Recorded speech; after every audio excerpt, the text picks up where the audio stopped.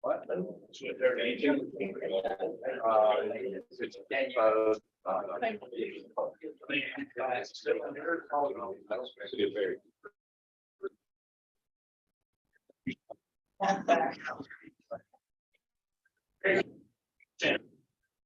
First.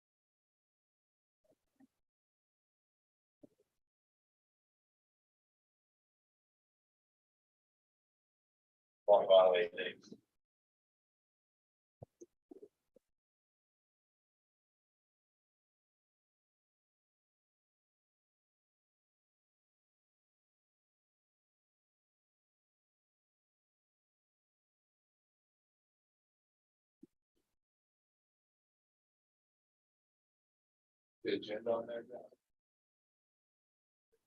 The folder.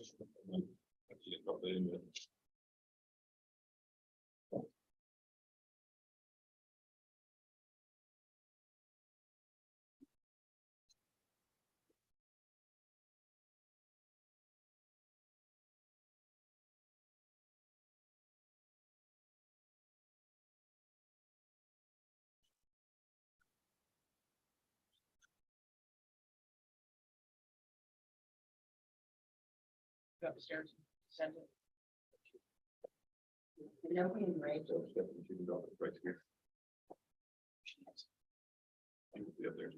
can go ahead. We're just waiting for them to drop the agenda. into the Actually, you can folder. start meeting notes. Come to order. Please stand for the following. We'll start with prayer. Then the pledge of allegiance. Your Father, we come to you today with thanks. Thank you for allowing us to attend this meeting today. To do what is possible and necessary for the city of Perry. Asking the Father that you will direct this meeting so that it is held in a safe and orderly fashion. Father, we thank you for your grace and your mercy. We're asking that you watch over our children. Asking the Father that you will cover us with your blood. Asking you to guide this meeting, guide our thoughts, so that we can make the best decisions possible for the city of Perry. In Jesus' name I pray, amen. Amen. I pledge allegiance to the flag of the United States of America and to the republic for which it stands, one nation under God, indivisible, with liberty and justice for all.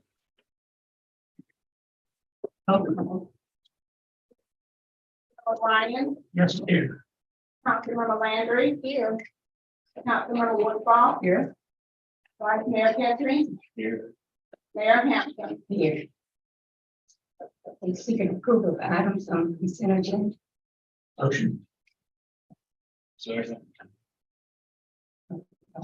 Councilmember Ryan. Yes. Councilmember Landry. Yes. Councilmember Woodfall. Yes. Vice Mayor Ketchum. Yes. Mayor Hampton. Yes. At this time, we'll be receiving requests from the general public and a person wishing to address the council regarding non-agenda items will be given 5 minutes. Groups will be given 10 minutes for discussion.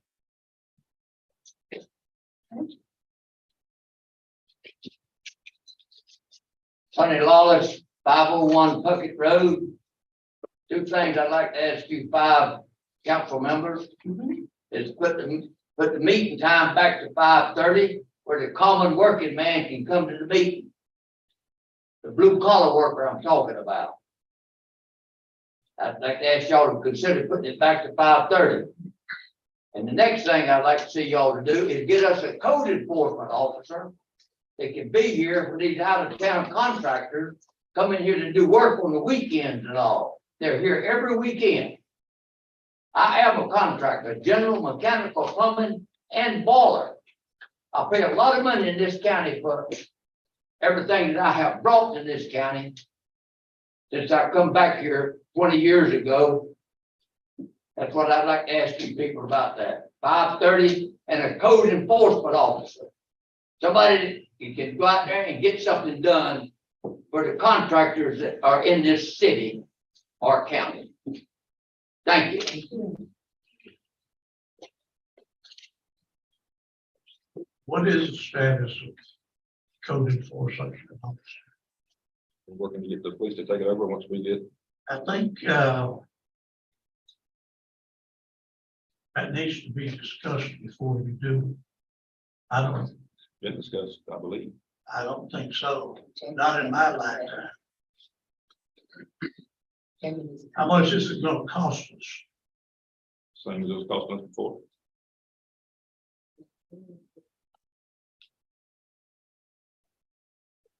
See, but I think Bobby was doing it right. Pardon? Bobby was doing it and he retired Yeah, a few months ago. Just 2 weeks ago. 2 weeks ago, okay. I see that you've advertised for a code enforcement person. Part-time person, just like it was before, at the same pay rate. So the police department is not taking it over. They would be working through the police department. I don't know that a part-time is enough.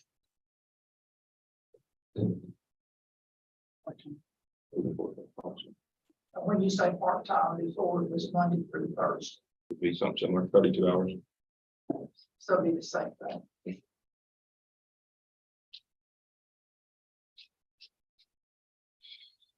Do we want to go ahead and discuss those?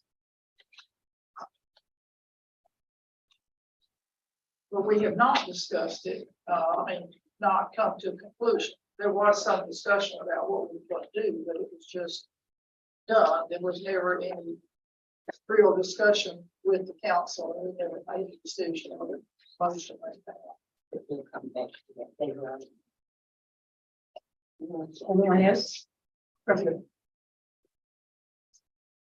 My name is Tommy Hardy with Pop Sanitation. We received the RFP on the commercial pickup for the city of Perry. I had two concerns and two questions. One is ask for financial, the exact word was, they want to see our financials. And I'm fine with showing that becomes a public record. Everywhere else that we go to, they ask for a performance bond. And what that does, if I got the greatest financials of all 12 companies that put in for it, they got great financials, and they go out of business, whatever happens, then you're still stuck. But a performance bond is you put up enough money, in this case, I would say around $450,000 bond. If something happens that we can't perform, the city gets that money, and then you can start it up, buy somebody else, pay somebody else to do it, however y'all want to do it. But I would suggest taking the financials out of it because it becomes public record. And the other side to it is, I would do a performance bond for whoever does it. That way, you know the work's gonna get done, and if it doesn't, you got a backup. The next question I have for it is, typically in the residential, on the commercial dumpsters, you look at two sides. You look at how much it's gonna cost a yard or how much it's gonna cost to pull. And those are two different beasts that can come out that close to the same. But it doesn't state which one that we need to bid on. Is it yards or if it's by the pool? So I have that question. And I'm a little ignorant with how garbage is. What do you mean by the same pool? So like, yeah, by the pool, every time we dump it, there's a price. You can do it that way if it's $30 a dump. And there's a lot of counties or cities that do it by the pool. And then some people say, all right, we want $5.98 a yard or whatever the price is. So if it's a 4-yard, you times it by that, by the number of dumps. And then you get the price that it's going to be the dump.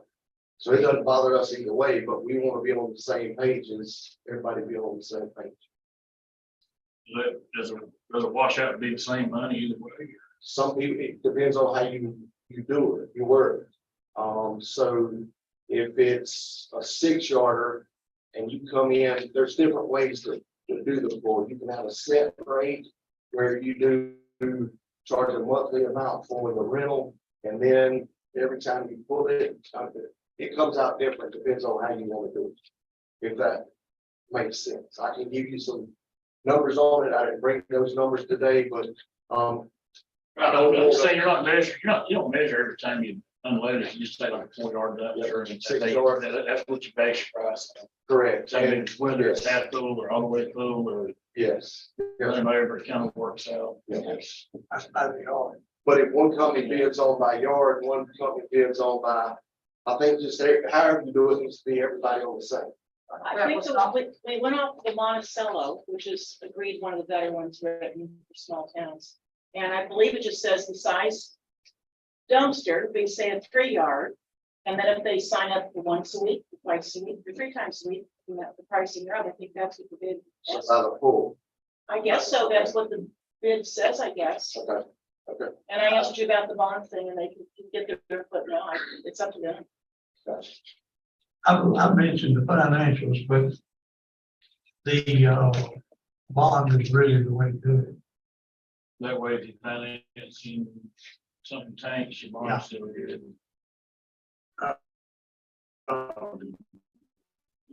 And have you had any discussion with anyone else about this? Just the current company we're with, but I think that we still got another week or so to go on this, so. I don't even look at it until they're done. Yeah. We have a bid opening, you know, so. So the bond is basically an insurance policy. Yes. Yeah. And I said, that's fine with me. I said, but one of our council members asked for the financials, and that's what I put in. No, the bond is better. It is, I agree. Well, what we need to do is notify whoever has submitted documents about that. Okay. How do you set the bond amount? So How do you set the bond amount? So they're all,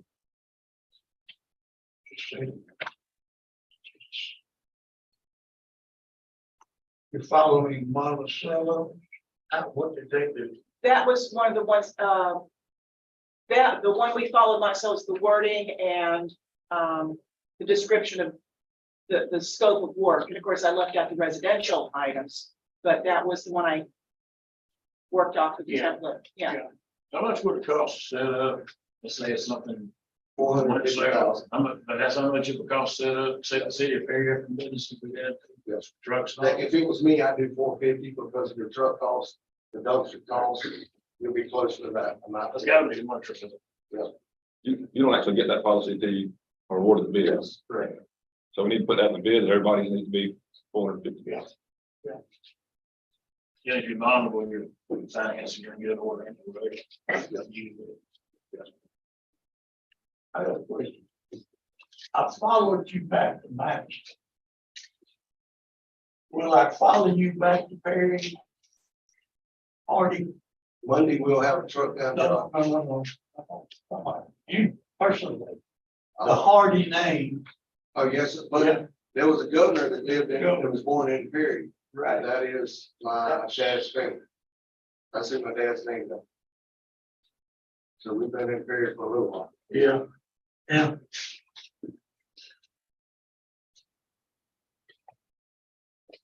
So the bond would be set for 450. And I'll let the companies I know that I contacted. Yeah. Okay. If not, we can take that in consideration when we open. It'll still all be for, we'll make them, we're not gonna run ads though, hopefully amend that.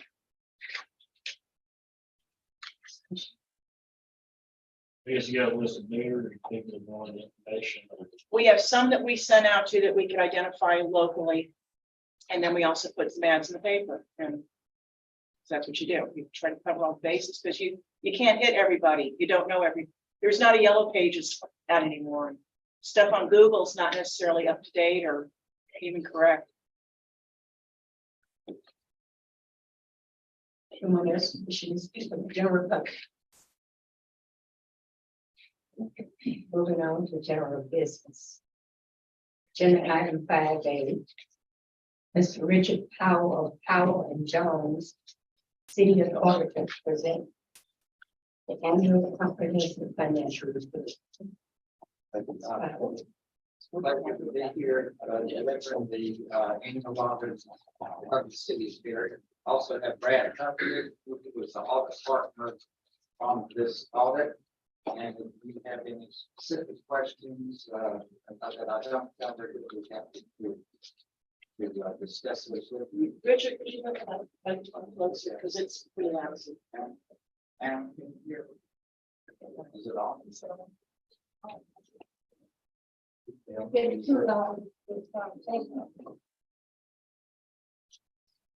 Richard, we've had this just a few minutes. We understand. There's absolutely no way that anyone in this room can ask any questions.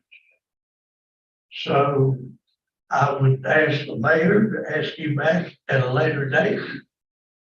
And for you to go ahead and, And I Yes. completely with you and we're very close and very happy to come back here anytime it's often. We really want everyone to understand their involvement. There's a lot of effort and there's a lot of. Okay, so at that, and I agree with you completely, I'll give kind of an overview. And then be pleased to come back to the future meetings. Okay, so the first important page is on page 45. The city being a unit of government operates under governmental fund accounting principles. You have three types of funds. The governmental funds include the general fund, community redevelopment, utility tax, the local option gas tax.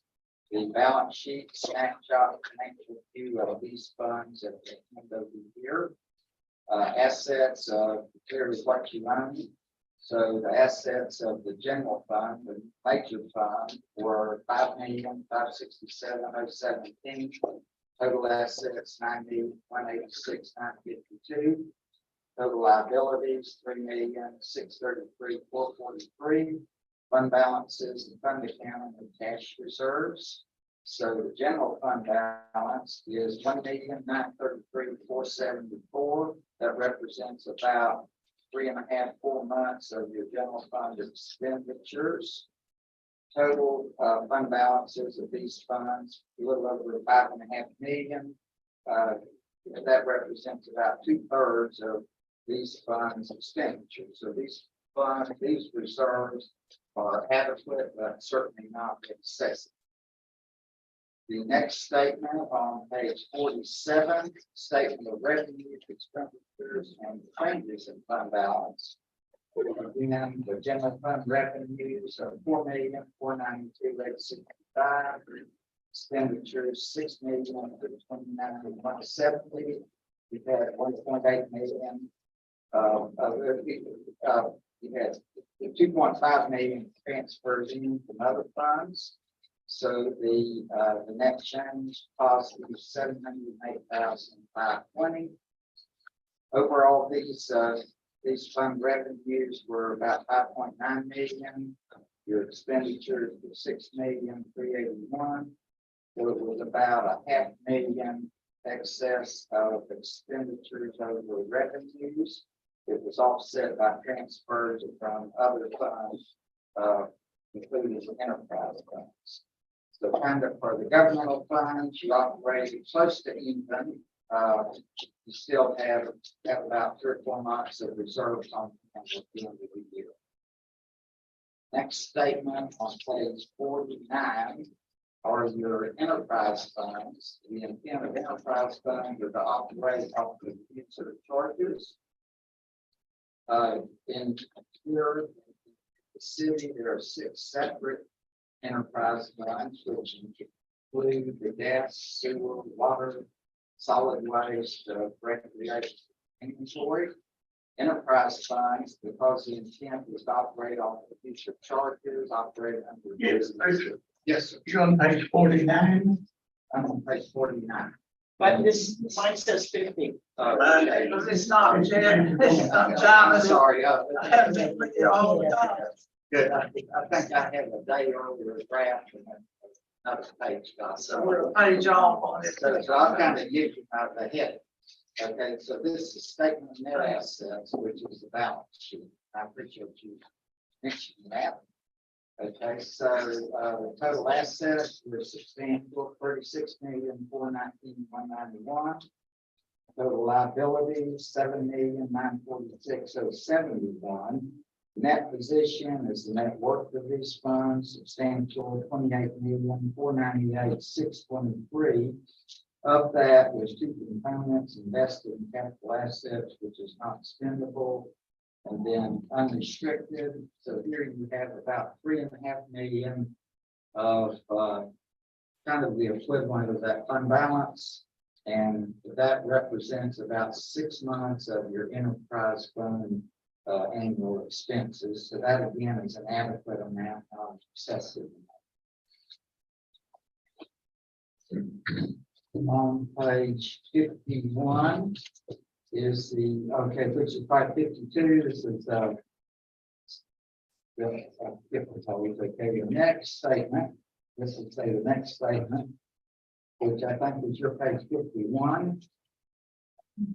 Statement of revenues, expenses, and changes in that position. This is your revenue and expense statement. Again, you're trying to operate this fund strictly off user charges.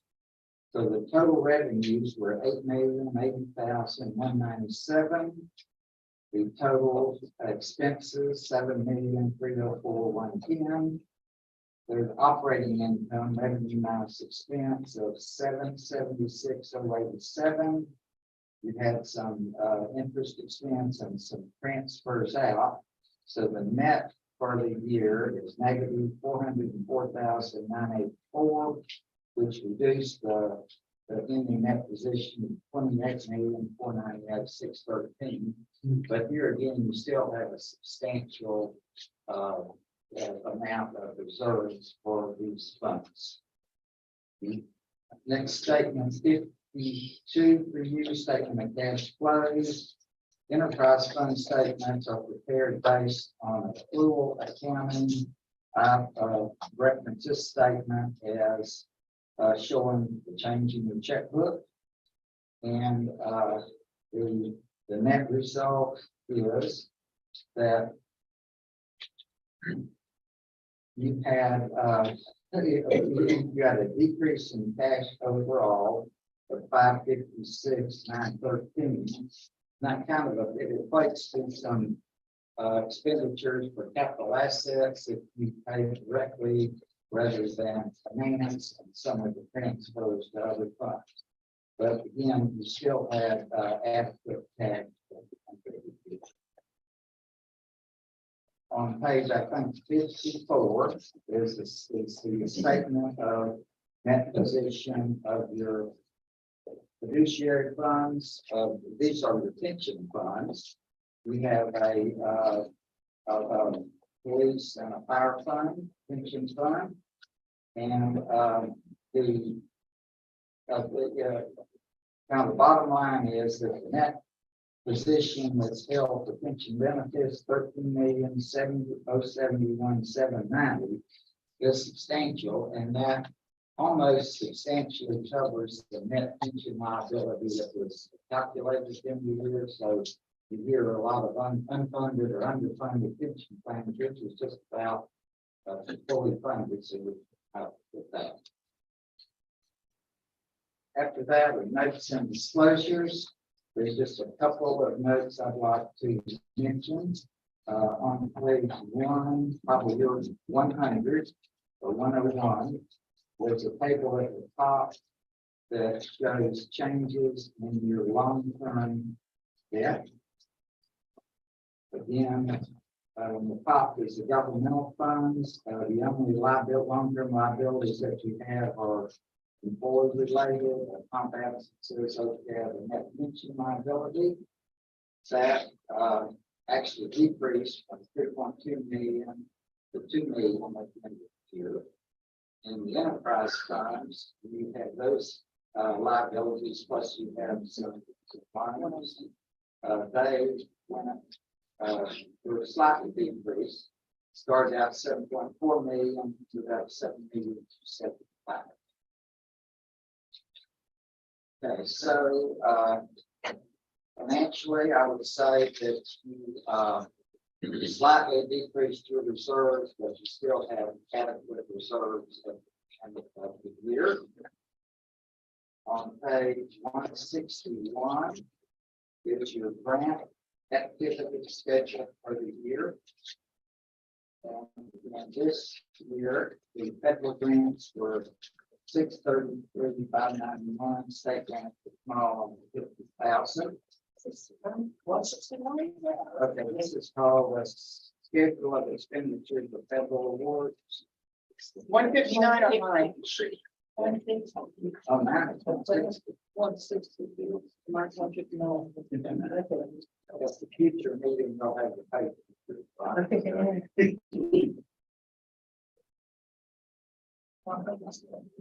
So on my page, 163 is it's a letter that basically describes the audit procedures required by government auditing standards. These procedures go beyond just financial numbers, include internal control over financial reporting, compliance with various laws, regulations, policies of the city. In this report, there are no findings or questions of costs. Right after that, which is on 166, or my page 166 is the management letter required by rules of the Auditor General. These rules require auditors to address specific items and then also to address any issues as prior year findings as current year findings, and there were no findings either in prior year or current year. There were no financial compliance matters. At the final page of the report is rules of the Auditor General of Florida statutes that require us to perform audit procedures regarding investment activities, what compliance with Florida statutes we did, and had no findings regarding such procedures. So it is a long report. Would you please answer any questions now? You can resolve on after your review and ask them. I would, at the next meeting, my question, first question is discuss this $1 million error and the effect it has on last year's and this year's financial statements. I'll give you a quick overview and then Brad will give you the details. It is described in the audit in the notes. It is not included in revenue this year because it wasn't collected within the time frame. My understanding is that an agreement has been signed with that the private company is collecting those funds, which will be collected during the current subsequent years. As an auditor, those funds will be reported as they are. So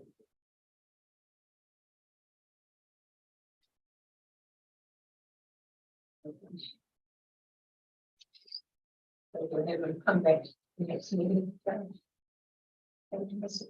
Yes, it always is a pleasure to work in the city. Agenda item 5D. Public hearing and final reading on ordinance number 1025. John, do we have any? Amending code of ordinances, piggybacking. An ordinance of the city council of the city of Perry, Taylor County, Florida, to amend Article 4, Section 2-88 of the city of Perry Code of Ordinances related to piggybacking. Provide for an effective date to repeal all ordinance in conflict herewith and for other purposes. This is the final reading where we expanded the language of the ways we can piggyback. Any comments from the public? Council? Motion? Fine. Second. Councilmember Ryan, Yes. Councilmember Landry, Yes. Councilmember Woodball, Yes. Vice Mayor Ketchum, Yes. Mayor Hampton. Yes. Agenda item 5C. Introduction and first reading of ordinance number 1026. Fulfilling ordinance 935, RE regulation of the ATVs. An ordinance of the city council of the city of Perry, Florida, repealing ordinance number 935, providing for severability, providing an effective date. This is the good one that Bill brought up a couple meetings ago.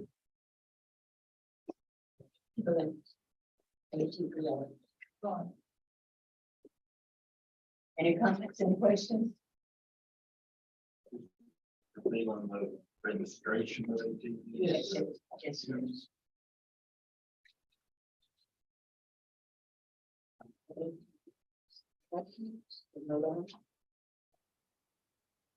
That's the first reading. No. Second.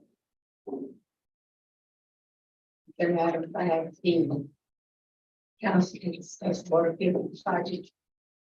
And to take the motion being necessary.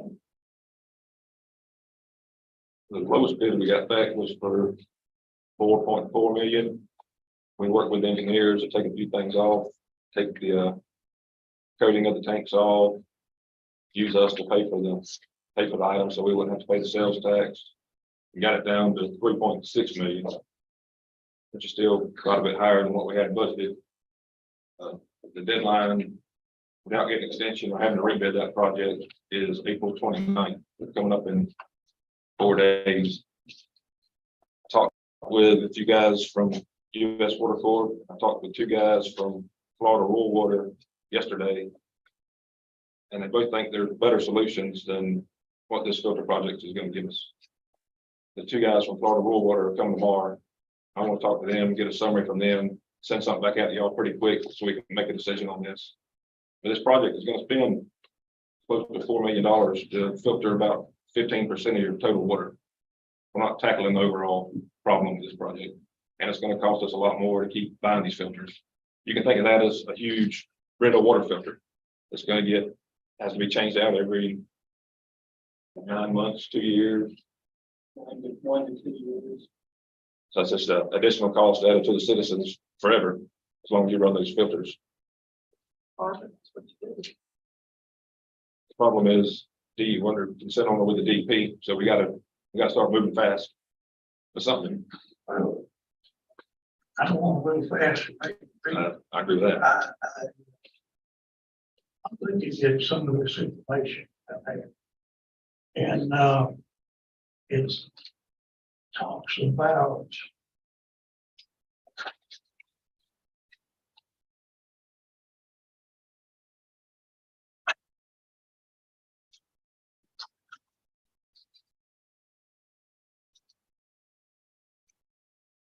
replace filters at plant number 2. And then on the same page, it talks about this filter project. Have we just recently put filters in? At 2, one of them. 2018. Which one did we do?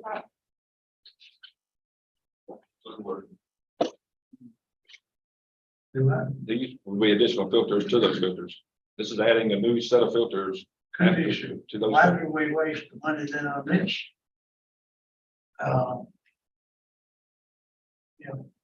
My best recollection of it is that the filters that were put in did not perform as I did, they were fake. Period, we just need to filter out. And the engineer's got a problem. Not the city affairs. That's why we're only running 15% of our water through these filters. Who are these guys with? Okay. I can clarify the filters. The filters that were replaced were granular sand filters to filter out the rust, the iron in the water, not for the dissolved organics. We're calling them carbon filters, but they're actually absorbers, very similar to the Brita example. And so they're designed to filter out the organics. So you have high iron and high organics out of that plant. So the filters were a replacement of what was there. There's never been any treatment for the organics, which is why you have disinfection issues since 2000. We feel we're sick, just really excuse me for being simple minded, but we're going to second set of filters, what's that going to do to the water flow and the water pressure? Nothing.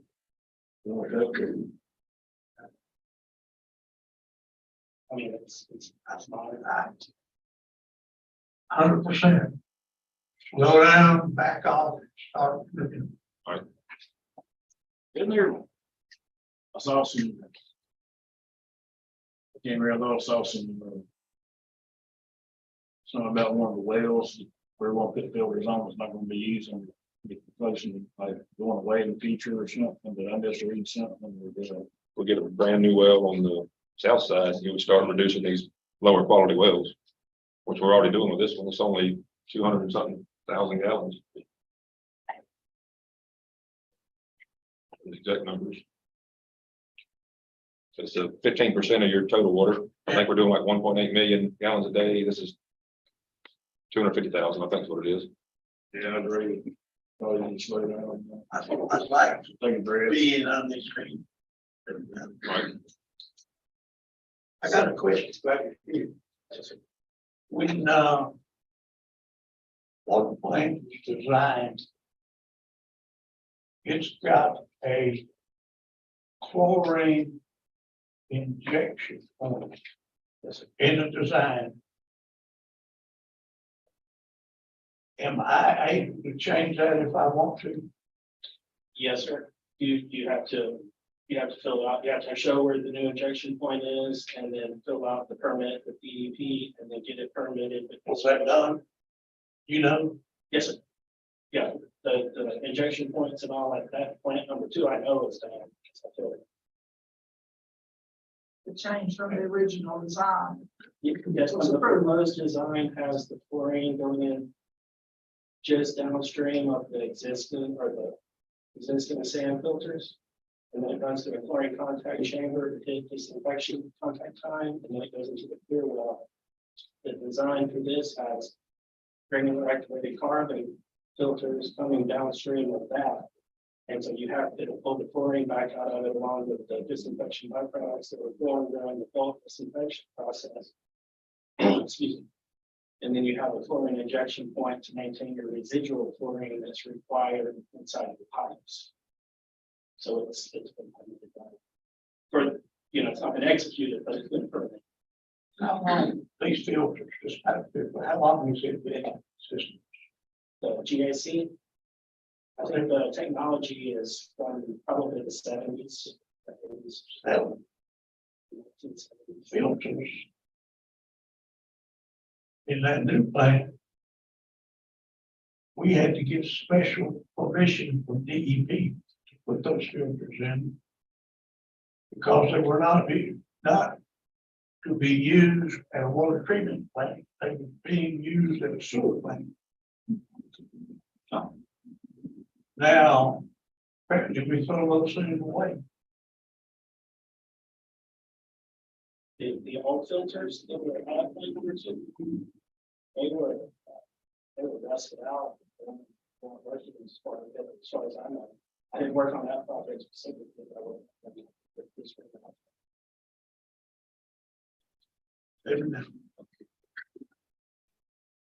I agree with you. I mean,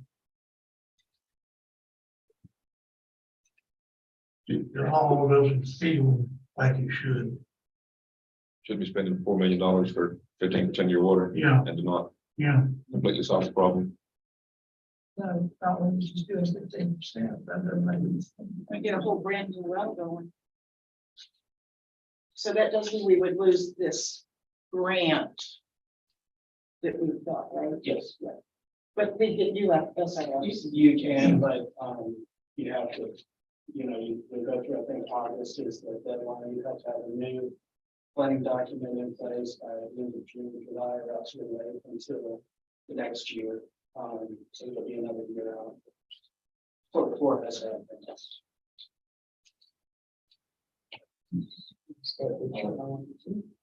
A copy of a letter that you sent out with the Community Redevelopment Agency for $16,558.64.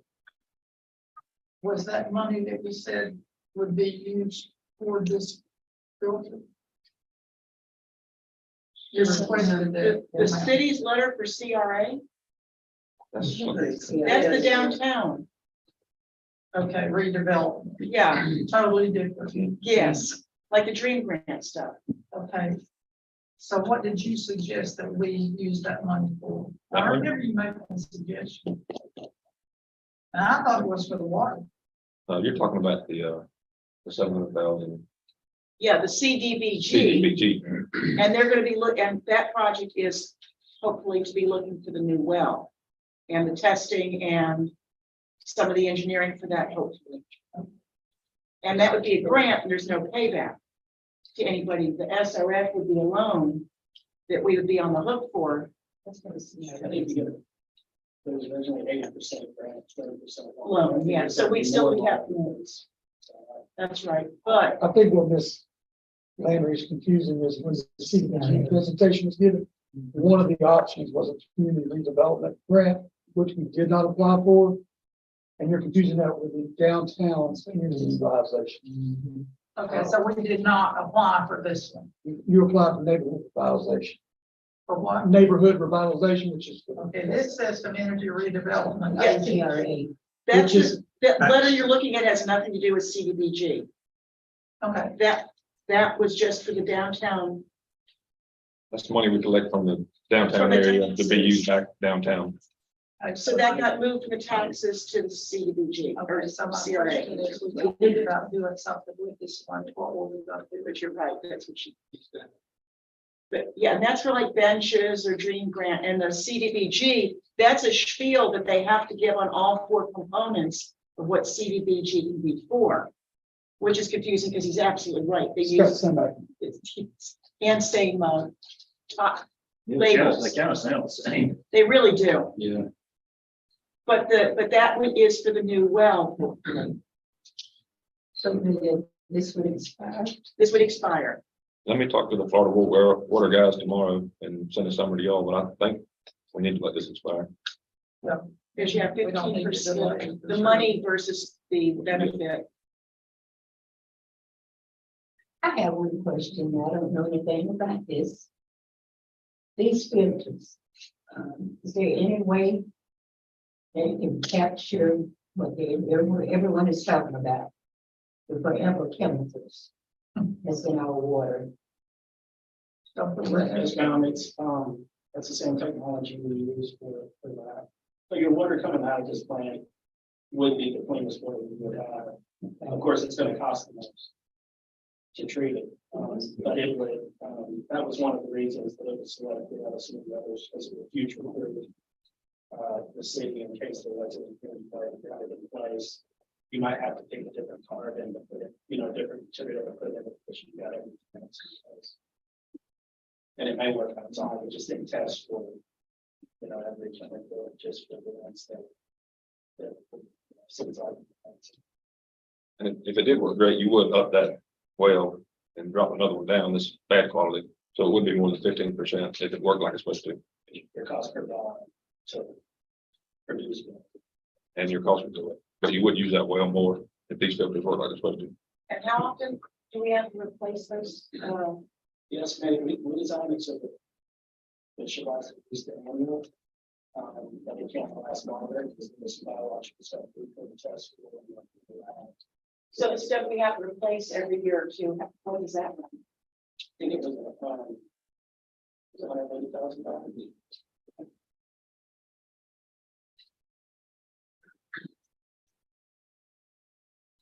That's any more discussion. Move on to agenda item 5B. Council discuss city attorney search and to take an action if necessary. We have two people applying.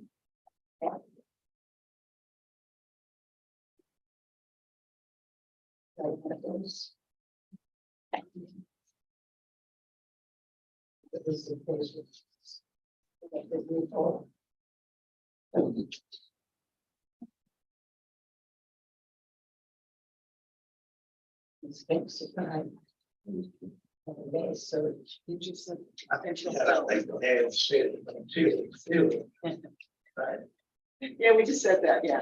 yeah, so. Hold on. Hold on until we get more. Let's see if we get more on that.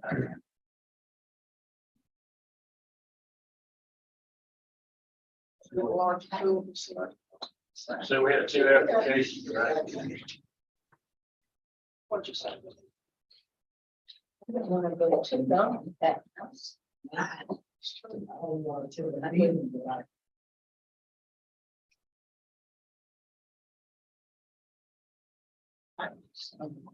We had two. What do you suggest?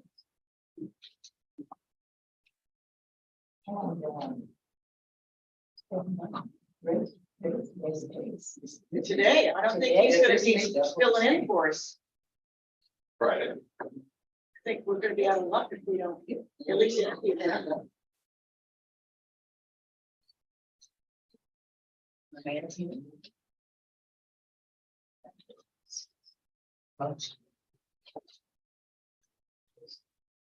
So motion. What was the motion? I don't know that anybody could hear it.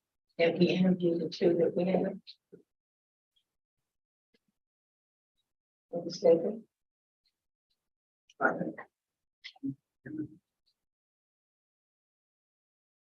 So how do you want to do that? You just here today. We need to vote on it or just. Do we need to vote or just consent? I'm up interview. Ray, do we need to vote? To go ahead and move forward to interviews. Or just consent to Pardon? Won't hurt. It won't hurt, but it's probably not necessary. So if you've got a motion in a second, then talk about it. Yeah, schedule it. Yes. Councilmember Brian, Yes. Councilmember Landry, Yes. Councilmember Woodfall. Yes. Vice Mayor Kettering, Yes. Mayor Hampton. Yes. We won't set up a date. I would think. Do y'all do that or we done internally or Well, y'all? they need to do it. I think the lawyer works for,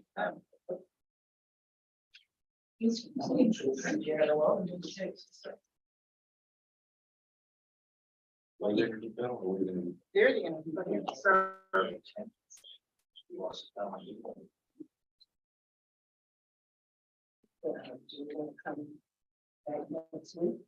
Interview.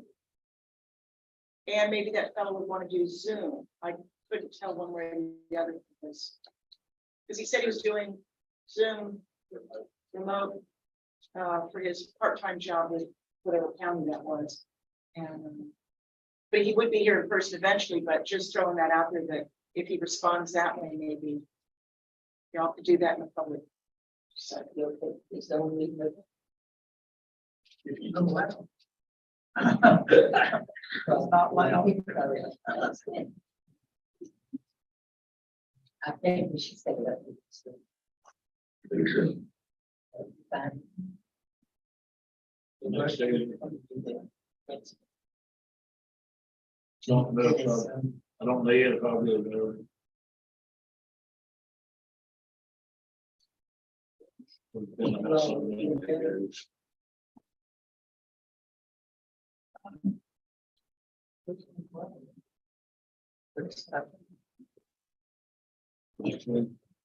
Mr. Mayor, I'm having a lot of trouble hearing you guys up there.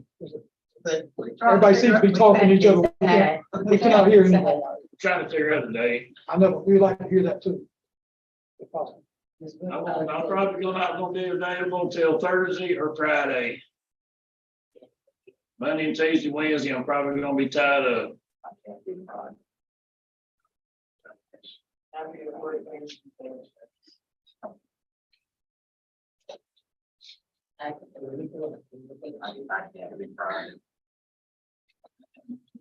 He can't do fine. What about Monday? He can't do fine. Oh, you need three, right? You just need three people. Oh, we all. Next council meeting. The seventh, Nine. ninth. They said, yeah, so it's.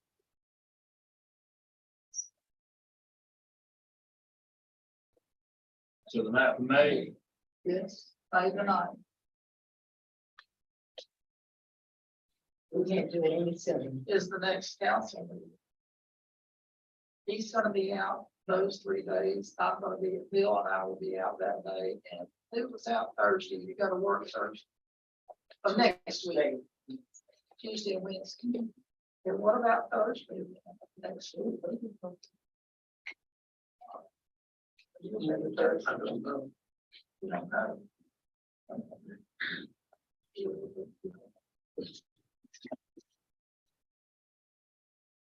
That would put 2 dates out there, contact them, see if they're available. Shoot, So you gotta stick with the next council meeting. or shoot for next Thursday, if that's not available, use that as a secondary date. He's waiting, I'm waiting on him, and he's not sure, and I don't know what board said Thursday of next week. It depends on other days. yeah, I'm not sure yet. Oh, he doesn't, okay. Safest bet is next week. It's a safest, but it's a nice to have trust. At the next meeting. So the ninth it is, Aaron.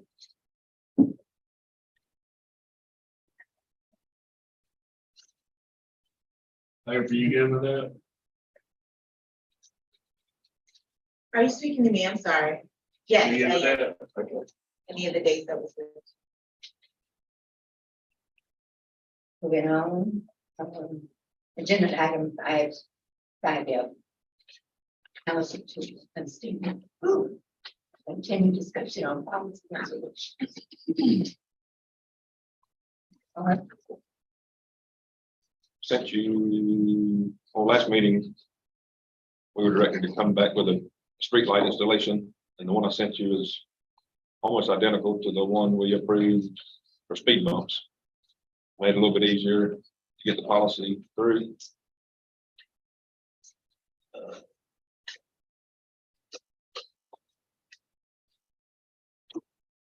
It's almost identical to the things that pertain to streetlights as the one for speed bumps.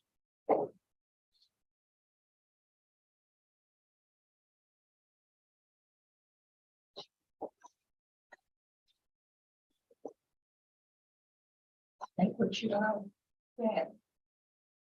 I wish you could change them all out. Give me 10 or 20 years. Someone called, yes, because I was used. So, the street light is an ordinance. We're gonna do whether the ordinance go with policy or. No, we're gonna fix the ordinance.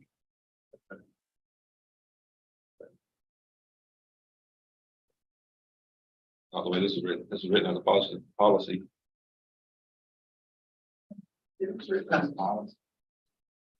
From day 2. after they were installed, I was getting things. Streets to go. Are you talking about the new lights? They were, That's what I said last time. We changed the books out. Don't get as a request, street light installation. But still need policy for the requests that we do. right now, we have an ordinance on requesting. This is like the request installation. This is the procedure you go through the request one.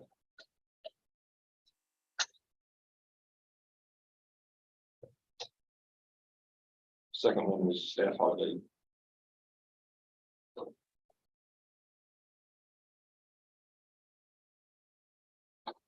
Does this conflict in any way with the ordinance that we have? Did you say we're changing the ordinance? No, I said, it's important, it's just fixing. But I would think that's important. The ordinance, I think, has to do with them initially being built in the beginning. I think, doesn't this deal with repairing and replacing Not even- existing? This is just when requests come in, how do we handle it? Okay, that's what the ordinance is. No, the policy. Right, there's an ordinance in place, it's another Shady Oaks Lane. 2020. Or was it a That resolution? changed somewhere along, that was an ordinance. That's our.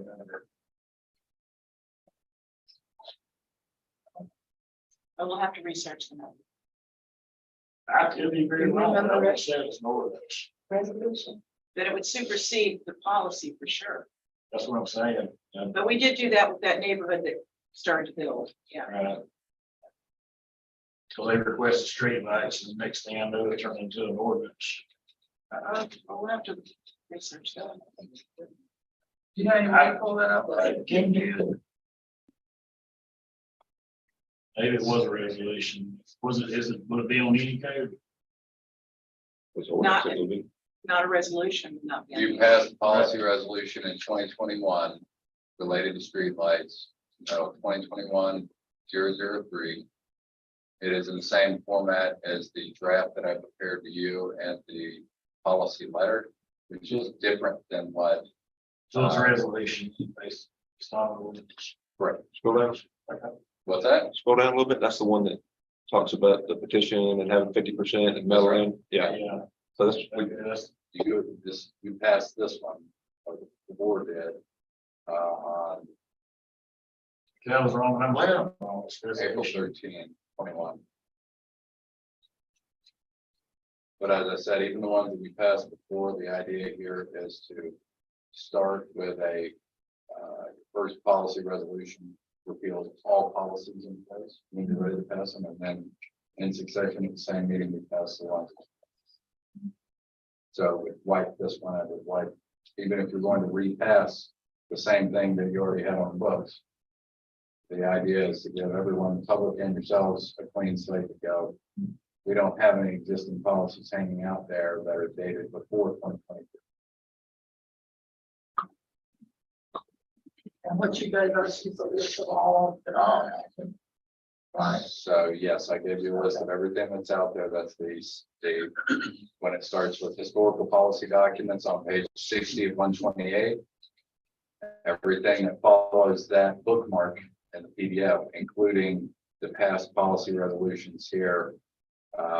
Surplus lands and streetlights, as well pass, but the idea is when you are ready, then you would repeal everything that comes after this page 60 and re-implement or implement the one that you want.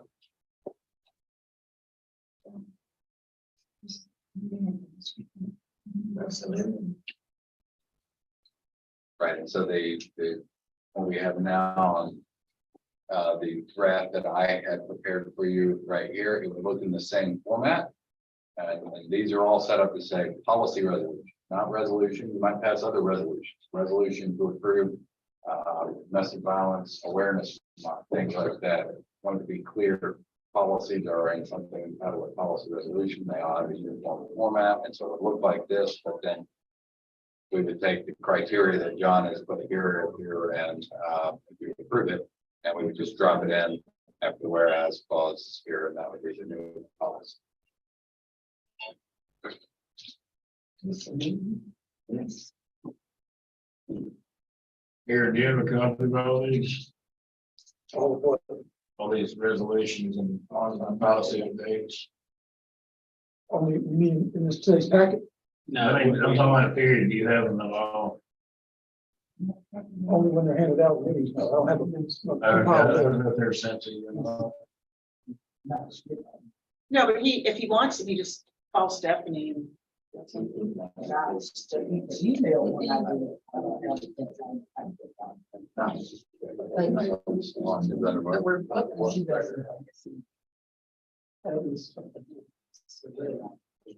What?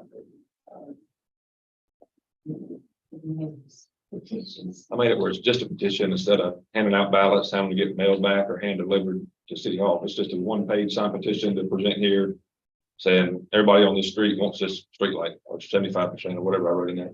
You just made a whole, Yeah, where you don't have to mail out the ballots and it probably never even get returned back to us. But you do realize people can fudge their signatures. That's on them. we can verify that through the property record. So who would actually carry the ballot on the petition? Person requesting the street light.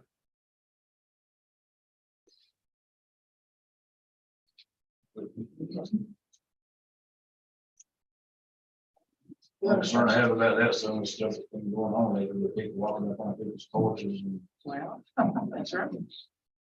You get shot. well, hopefully not, but.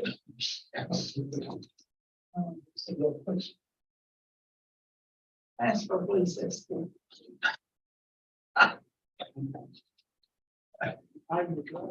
Any more discussion of this? You know, to agenda. There's got two more. The second one was, But I asked if you- oh, we're good with that one. Got a question. Yes, sir. Respectfully, request, we gotta get to our own board meeting, we move 5I up. Sure. if we approve that policy, the draft copy, was that approved, I didn't hear consensus or We what? have not. We have not. We'll come back to it because we need to let the hospital. Right, Yes. Agenda item 5I. It's tabled next time. Council to discuss EMH personal hospital. So the last city council meeting we had, I believe some of the takeaways were that the city manager was gonna come out to the hospitals, we could talk about the whole thing. That hasn't occurred just yet. In addition to that, some of the members that were instrumental to this have not really had a good back brief on it. Our board chairman currently, neither Sarah and I were present during this. So what we respectfully request to the council is to table this to the next city council meeting so that we have the information to provide to the council. We also can then brief the folks that are minimally involved in it as well. And then we can also meet with the city. do you still have employees on board that were there when this Yes, took place? a couple of our board members actually were involved in Board members. and a couple of our facilities engineers as well. I mean, how far out do you want to go? Next meeting or a couple of I think meetings? next meeting will be fine. Yeah, it's just I want to make sure that everybody that's involved, and John, you and I can meet. And we can go over all of it. One thing that you're not aware of is a construction person took the documents, the drawing that was used in the hospital's building. Laid them out and he showed Chester where that line hooked into the other side of the backwood. He went around the building with him. Chester still refused to accept it. One other thing quickly, well, I don't know what this picture is supposed to show, but that is a new building that was put in, backflow, everything was put in. I was standing right there when he took the picture for whatever reason, but that, if that was done exactly like it's supposed to, The other thing is, who owns this by the way? Owns the building.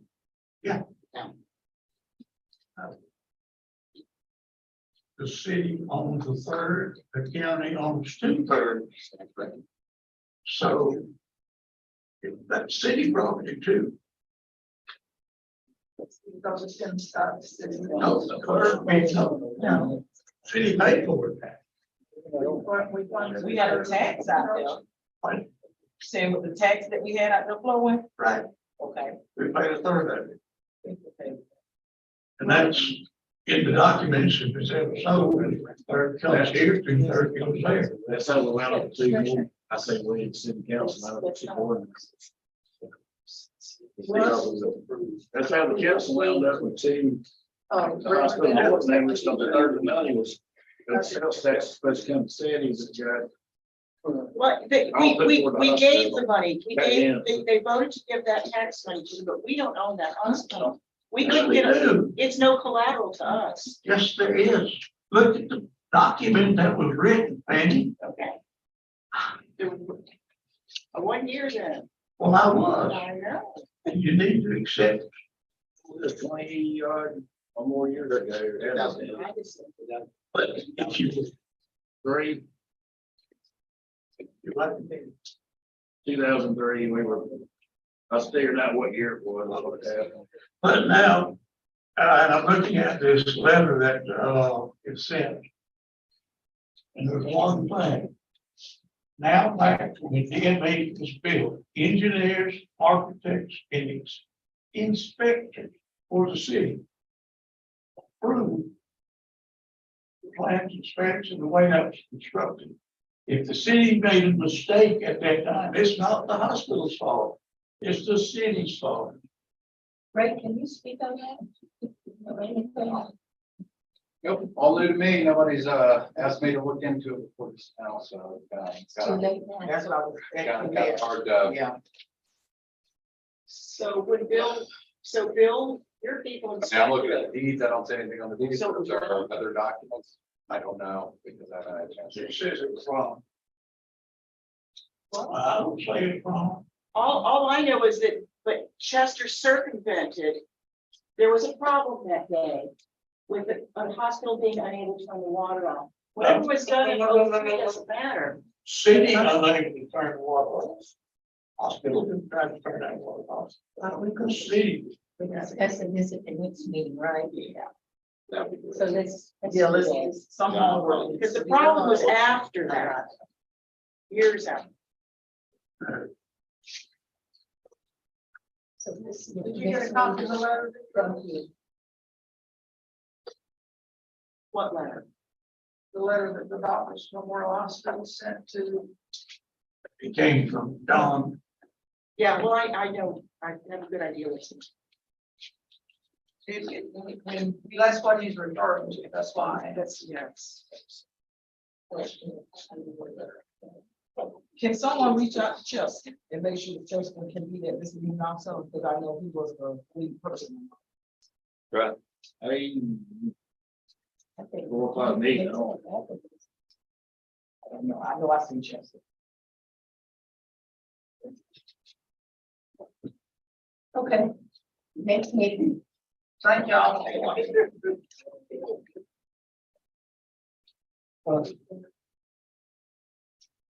So we'll get back to, issue your policy discussions. So we're tabling the street light one till we. Are you approving the streetlights or tabling? Do we vote on this? That's what we already did. Okay. I don't know that we voted on it, we, Okay. we're okay with it. Second one was staff holidays. Is it some point 2015, it looked like they changed the amount of floating holidays you could carry over. Not to exceed a balance of 10. It also increased the annual leave that you can carry over from 40 to 60. That's currently how it's written in the manual. That's currently how we're doing it. Is Need to change that little part right there on number 2. Is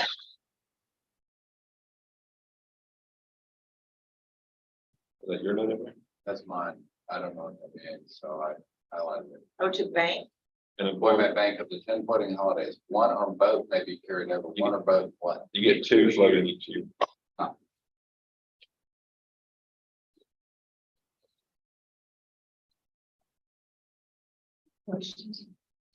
So 60 hours can be carried over from one year to the next, does it accumulate? 60 hours. Not beyond 60 60 hours max, that's it, carryover. a carryover. Okay. So how many can you bank? So. Like how many? It'll vary among. Depends on years of service. It's the year, how many years you put in. Yeah, anything over 16, it would be the higher amount.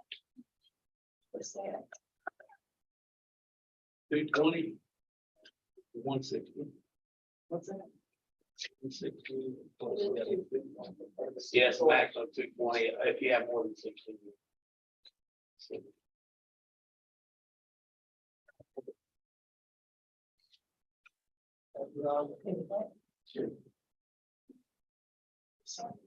I've never been talk to you. Trying to conserve paper. Yes, I'm okay with that. See, just see the files. It was so, yeah, you got it. See, but I can just say that. Last week, and I think that was wrong. Yeah, I wouldn't like to have that. And at some point, we will discuss it with you. We already had a few meetings on it. We'll have a couple more, get a group consensus and propose something to y'all. So is everyone okay with? I'm good with it. This one. The last one was local biz preference. The way it's worded, you can give a bid credit to local vendors and contractors up to 3%, not to exceed 2,500. I personally didn't like that myself. I think the local business should be making their best effort to provide the city with a product or service at their lowest cost, and the city shouldn't have to pay more for an equivalent product. I would like to see it changed that we give local preference to tied bids. Also, any local bid within 5% of the lowest bid, be given an opportunity to submit a best and final offer within a certain number of days. I think that. I'm sorry. Because you're offering it to one and not another. What if you offered it to anybody within 5%? What you're saying, if the local bid is within 5% of the second bidder. Let's say you got a low bidder. That's out of town. You're saying if this has been 5%. The locals been 5% of that bid, give them an opportunity to lower the bid to the out of town bidders. Yes. I think There's other cities that do it that way. Well, I don't see any reason for us to just pay 2.5% higher just because it's local. my problem with this is you're requiring these apartments to do it as cheap as can. But here, now you're saying you gotta spend more. You have the opportunity. Well, you have to. No, the way it's written, Yeah, the way it's written. Yeah. Yeah. that's my problem with that. Period. Well, I guess the theory on that is it's kind of like the Walmart thing. They've got, mass buying power. I understand when And mom and pop store doesn't. So, they can't buy a boatload of widgets. They're buying apartment widgets. when has it been used? We have used it from time to time with, maybe when we're looking like buying cars and some larger ticket items. It's been used before. It's past my desk, time or two. And then purchasing the lumber. It's not a common thing, but it's been looked at. It's been on the books for a long time. percent, I mean, just, how many times have you used it? I mean, generally, I mean, just Let's say a dozen times, in the past 20 years. probably. Or so, I mean, maybe 2 or 3. Well, you have seen all the bid openings in July, but for yours, yeah. So we're doing more bids to see that, public works, but yeah. It's has been used, I do know that for a fact. But not, it's not a every bid. It's not an earth shaking thing. I mean, you might find, if you open that up, your local business people might come out and speak more than you think on it. I don't know. I think it's more equitable than offering the 30%. You know, all these, any car he wants, you can go on the state website and see exactly what it costs to the penny. A local guy's gonna pull that number up, type 0.3%, and he's gonna get the bid, Right. Yeah, and we're gonna be paying 3%. That's why I didn't like it personally.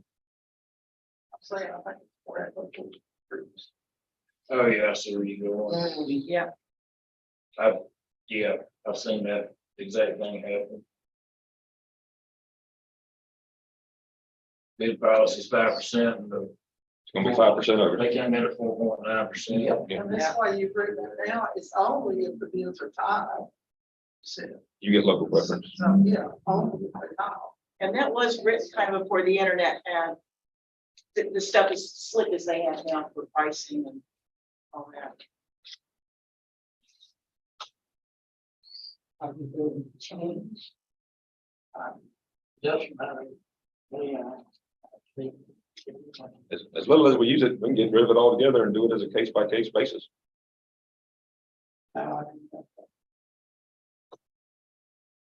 What did you know? Whatever, you know, he doesn't. Because I agree with Bill. It's Well, then why worthwhile. not? Anytime you get a chance to burden on this, you've got to do it. If it's simple. So are we keeping it where it is? Fine. Are we keeping it where it was? I don't have a problem with any, but I don't have a problem with keeping it that way. Well, I tend to agree with what John's saying. I mean, if we got a tie, maybe go to local, but I do see your point. And how many times are they coming tied? I mean, that's not an everyday occurrence. I wouldn't agree so. But I'm okay with I'm very, very seldom I've ever seen a bill come in.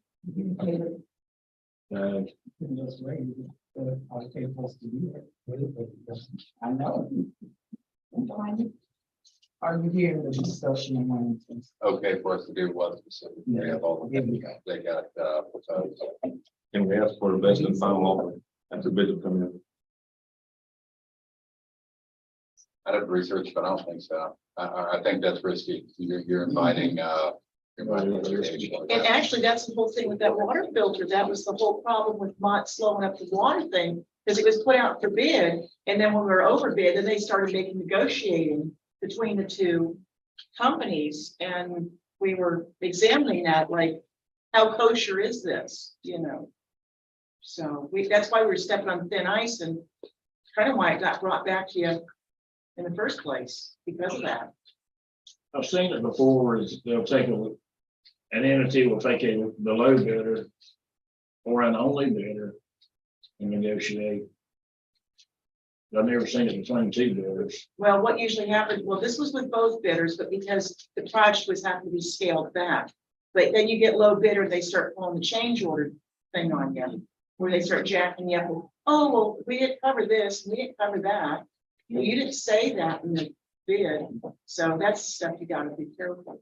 Well, the bid package is mine at being 700 something pages. And so, in being very exact, they're all open at the same time and yada yada. But this only occurs if they're tied. Right. So tie means dollar for dollar, then. Yep. Then we can go there. That's what tied means to me, And that's unless I'm watching. clothes. gonna be that's gonna be the start of the line. Yes. Literally. Because it's gonna be so rare, but that would work. Well, now that we've discussed it some, I don't like the old one or the new one. What would you do? I don't know yet. I don't like that we can give a 2.5% credit, and I don't like that we might be having legal concerns trying to get a best and final offer. But let me research a little more.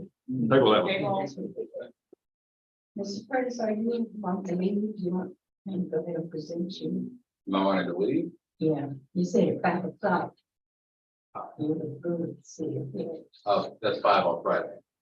Okay. Yeah. Okay, that's what I mean. I want to make sure. I appreciate the I lifeline. want to make sure. I want to make sure. Okay, agenda item 5G. Grant assessment management. That's sorry.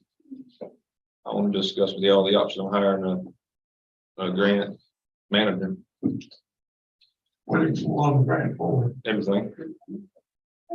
So you think you can just give a grant? If you got somebody, I've sat in this room probably for 40 years and heard that same thing over and over and over. I can tell you, I can guarantee to you that there are in Federal Register, there's probably 1,000 grants. And maybe CDBG is the only one that the city qualifies for. The police department gets some grants, but they got a handle on that. But if you think that there are grants to be received, never happened. That are They worthwhile. don't exist. I remember the day Shirley said, right up here, it said, I want your grants. I sure did, and I still say it. They just don't exist. they don't have the right person tracking They that. exist for- I see the ones. Yeah, Wait, they exist for county, but not city, oh, yeah, the Grant County is, sure, but city. not city. The county has a grant writer that lives in Indiana. It's still a right, it's still melon. But just like this CDBG, you can tell those people, that's what they do, they write grants. There's plenty of them out there that write grants. Tell them what you want, and they'll write you one if it exists. And it won't cost you an employee. They will just charge you. And the grant will pay for it. It's a contingency basis. Right, or you pay nothing. When's the last? Administration fee. Yeah, Yes, it sounds great, but when's the last CBDG grant we got? A couple of years ago, yeah. Tell me what it was. The Onyx, What on it? Yeah. the ones that we canceled. The ones we canceled. that was. That was just because we lost a lot of money and couldn't afford it. What you applied for. Yeah. Yeah. I got it. Pardon? We got it. It's just that it came time to get busy with it. Some things changed. Where'd the money go? Nitrogen. It goes back and then they contribute. The way it goes. We Yeah. get someone. But we could put out for bid a contingency grant writer. They come from the city or the feds or. Everywhere. They're everywhere. I mean, where do they come from? Somebody will check us from somebody, where do they come? Various sources. A lot of them are benevolent. from? Doesn't matter, they just want to get money. We. Applied there, looking for grants for senior center. They don't exist. Now, I'll tell you what you do. You can get the congressman or the senator to stand right up there and tell you he's going to get you the grant. And he will get you the grant. Problem is there's no money. But there is a Well, lot of money. Aaron just right, city gets grant. And nobody talks about it anymore, but there's no money. I think it's a great idea. Whichever way it goes, we need someone to be looking after the city here. Well, that's our job. We can say, is you right, Brent? But looking out for city affairs, that's our job. When it comes to grants for the police department, you guys in-house do the grants? Yes. Who does it for City Fire? Their grants are not as available as the ones for. Just because. So you me hear the personally, word. I know how it works, So but you, I want you them to hear the word understand. grant and you think it's free money. But you gotta look at purpose area, you gotta look at who's eligible to apply for the grants. There's tons of grants, like Mr. Brian was saying out there, but not every grant would the city be eligible to apply for. The higher you go in the pecking order for government, the more that you're eligible for grants. That's why the county gets more. The state gets more than anybody. Now, the state's the one that can distribute it down to municipalities, but you have to follow their grant guidelines to do that. Just because there's grants there don't mean you're eligible to get them. And it's a lot more difficult for cities, municipalities than anybody. And funding levels too, unless you reach a certain funding level, you cannot even get a federal. It all runs through the state level, and that's where we do most of our stuff for law enforcement. And they're targeted emails to EDs, with sheriff's offices, for both. Most of the grants we got in the past, and the experience Ms. Brian's talking about was, is we funded our entire computer system with grants. We bought everything we needed, built the network from the ground up. But at that time, we were getting to $150,000, $200,000 a year from the federal government. Once you get below a certain level, you're not eligible to apply anymore. They base it off of available funding and crime rate for us. The crime rate goes down, you're eligible for less. So I think we got $25,000 last year. Or eligible for that we didn't get. So your grants are small. and ours are smaller, but it's the purpose area and who's eligible to apply that's the concern. You can go to grants.gov, it's an online repository for federal grants. And you can type and see what municipalities are eligible for. There's not a lot there. There's FERDAP, there's and USDA and SRF. Yeah. The thing is, if you get a hungry grant writer on a contingency basis, you tell them the utilities we put in for a gas grant, but that didn't materialize for whatever reason. Who put it in? Florida Gas and me and Anthony jumped through the hoops. Well, I guess he's not here now. And we just recently found out we didn't get it, but we'll put in for something else. I think it was gas detection equipment. I agree that a grant writer on staff would be a good idea if we had the grants there. And there may be some that we're not aware of because we're not doing it every day. I think it's just a small. Yeah, portion. small portion of it. So unless we have some research going into this to see, yes, these grants are available.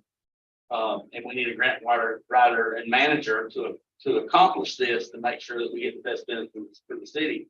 Unless they're there available, it's gonna be hard to fund that position. So if they're there, I say let's fund it. And I think like the Boys and Girls Club has, But they join with others that are doing Boys and Girls. well, they get stuff from different state agencies as well. If the grants are there to support the position, yes, but it's gonna be difficult. But do we need an on-staff employee to do it? Or can we do like the county and hire somebody outside? You could probably hire them. That's great with me. But I think we need somebody. Who's Melody? She's a Melody Cox. Retired. Yeah, she works remotely. She said to hire somebody else. But I think we should do an RFQ. Yeah, she works remotely. And but we could do an RFQ and find maybe somebody that's doing small cities.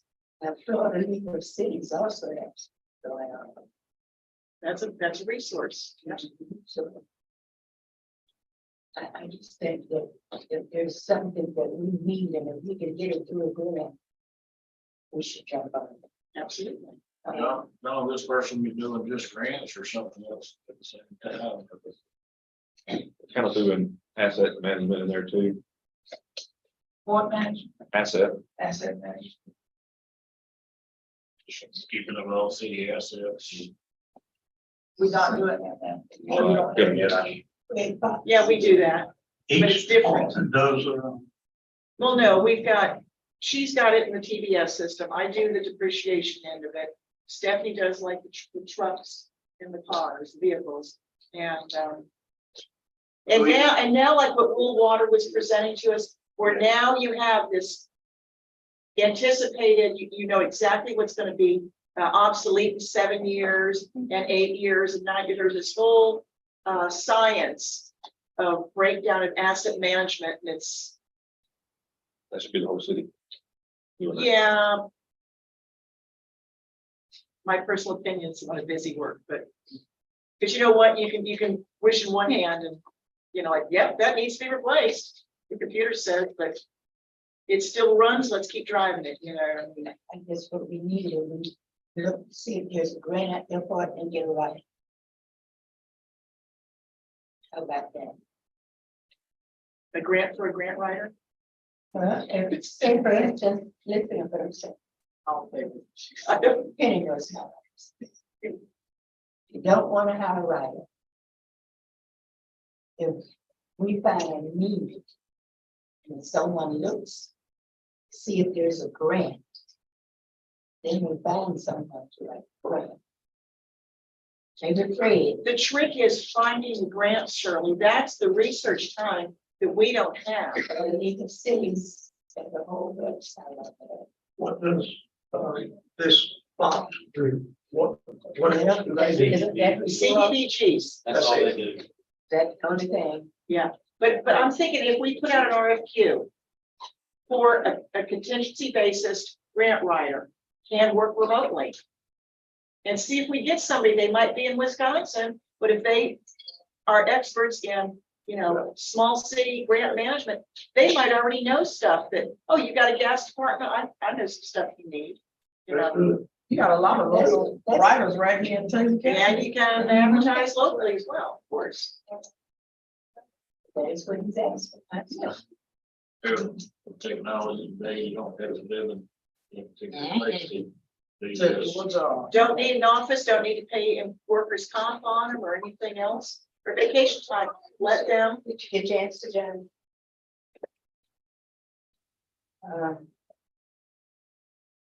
Council to discuss bid process. Do we sort of have? We have to table that. Yeah, y'all brought that up. That's the end of that. I think y'all wanted us to open bids here. I don't think we need to, but I don't think there's anything wrong with our bid process. Here's my problem. And call trust. And I don't know when it was questioned, but there was being, information requested about the wells. And I don't remember what they call it, but it's got the capacity per household or something that you've got, what you use. Totally ignored. We were told that, had not applied for CDBG.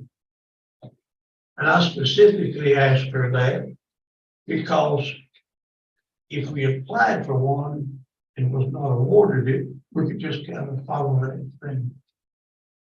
Lo and behold, a year ago, this same identical grant was applied for. And this was right here in this room, told me it never happened. It was applied for, that same lady stood there and said the same speech. But I asked about it, and he said, no. And when speaking personally, man, if I asked for something, I expect to get it. I don't expect to be ignored. Just like this capital, project. Need to read the charter and what it says, and what it says as to who is to do what.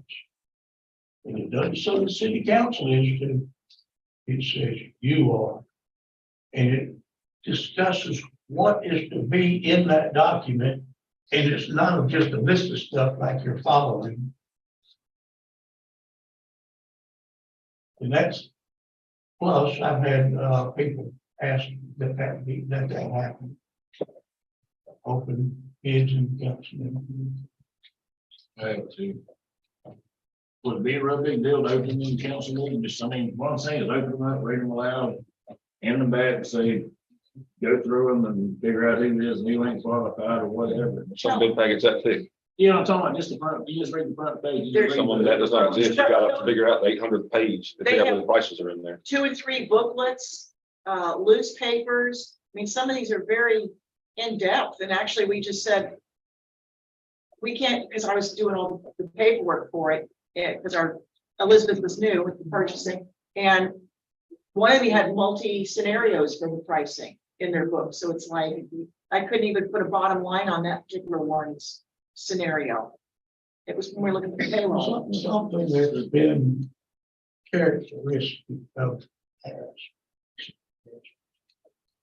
They don't sit there and try to figure out how to make it work. They try to figure out how to stop it. It's very simple what they discussed up here. You're opening a bid, you've got a price for the bid, and that's it. It goes back to staff, they review, they come back with a recommendation, and it's approved. That's great That's for, it. for a lawnmower, but there's some things more complicated than that, that you got to dig through and figure out what's going on. Talk to Gary now. You missed it. Find out You what missed they it. do. I mean, he does, they do it every meeting that they have bids. And he can, I mean, and it's simple. They open it, there's a name, there's a number. Open it, a name, a number. Then it goes back. Then it goes And back. then You don't make a decision. You guys So dig through it. I feel like there's a trust issue that y'all don't trust us. If we're talking about trust, It's I more, requested information about the wells. Long time ago, from you. Totally ignored. what did you want to know? Pardon? You requested from me Yes, sir. in writing or in this meeting? It's independent, probably. I've Yes, been a I pretty, did. there are people from the public that are requesting it, not just us. But when we get requests from the public, we have to test it. It's not. It's not just trusting John, it's just trusting what's been going on in the past few years. That's it, just trust. If I didn't trust you, I wouldn't have you here. It's not, I don't even, me, it's not a trust issue, it's just a public information issue. what if we sit right here and record it on the YouTube, on Zoom? You can go back and watch it whenever you want to. We haven't tied this meeting time. It's the same thing, it's a recorded. Tell you what, John, if they want to, we'll have them when they get some of those funky packets. We can let Bill figure out which quote to quote for a particular company when there's multi All you got to do is Scenarios. give me a bid sheet. line. You don't get what I'm Put that saying. number down there and give it back to you. Yeah, I know there's a lot of times bids come in, or they got addendum 1, addendum 2, addendum 3, all in all. I do understand that. Yep. As long as everybody's on the same addendum page, so to speak. But you can't, it's just, you can't necessarily bottom line it without reading the material. And it takes hours sometimes to go through it. But Well, it's something they do in meetings. Or shouldn't do in meetings. I don't know how they do it, but they do it in the county. Somebody, like I said, talk to somebody over there, and find out how it. Well, they don't have, What? I guess like us, they don't have water systems and sewer systems on there, where that's where some of the complication comes in. I don't know. I'm asking, is that where the complicated bids come from? well, this was for payroll with all the various options. Even trash collection right there, he's talking about it per pool, per cubic yard, per things like that, that just come in different prices. It could be 52 cents per cubic yard, but $5 per pool. The other guy could be 72 cents per cubic yard, but $9 per pool. How do you, And then you have to, somebody's write all the stuff down and compare apples to apples. And I mean, I saw various bids sent to Monticello, and they're 50 pages deep. Oh, yes, that's pretty common for a bid these days to be several hundred pages. Because of the legalese involved and everything else, I mean, but if you want to open them like that, and then we can take them back and do our thing later, then makes the public happy, that's I think the end result's gonna be the exact same thing, exactly. whether we have it the way we're doing it, or whether we. Absolutely, I think you're right. They would be. And we don't have to take the cheapest bid. We want to take the most accurate bid to, and best price, but you want quality and assurance the job's gonna be done correctly. Don't make a decision. That's not what they're asking. Apparently, so that's all I'm saying, if that makes people happy. I just, they want to know the dollar, they want to know ahead and do this. Madam Mayor, you mind if I put some up on the screen that may Please. assist you?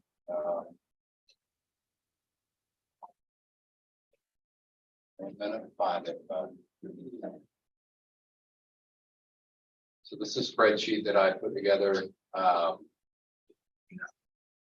for bid procurement that attempted to, lay out where you can make a selection as a CDBG, commodities or contractual, construction, equipment, professional design.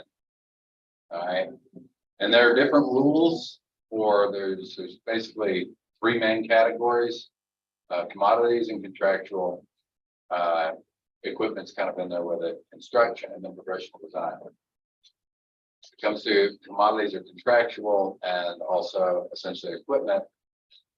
You have a specific scope of work, a goal-oriented task, or defined services not specific to scope of work, say for instance, mowing services or something like that, right? All right. And then it lights up what the requirements and what your citation are for citation to law. Okay, so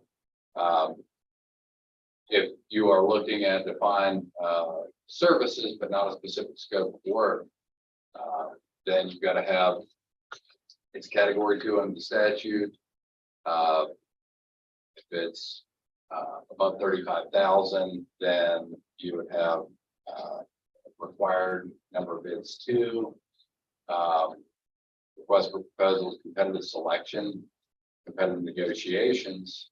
So in competitive negotiations, that would be where you were meeting with them and saying, okay, your prices are coming in right, but what about this thing? What about that thing? Make this adjustment, right?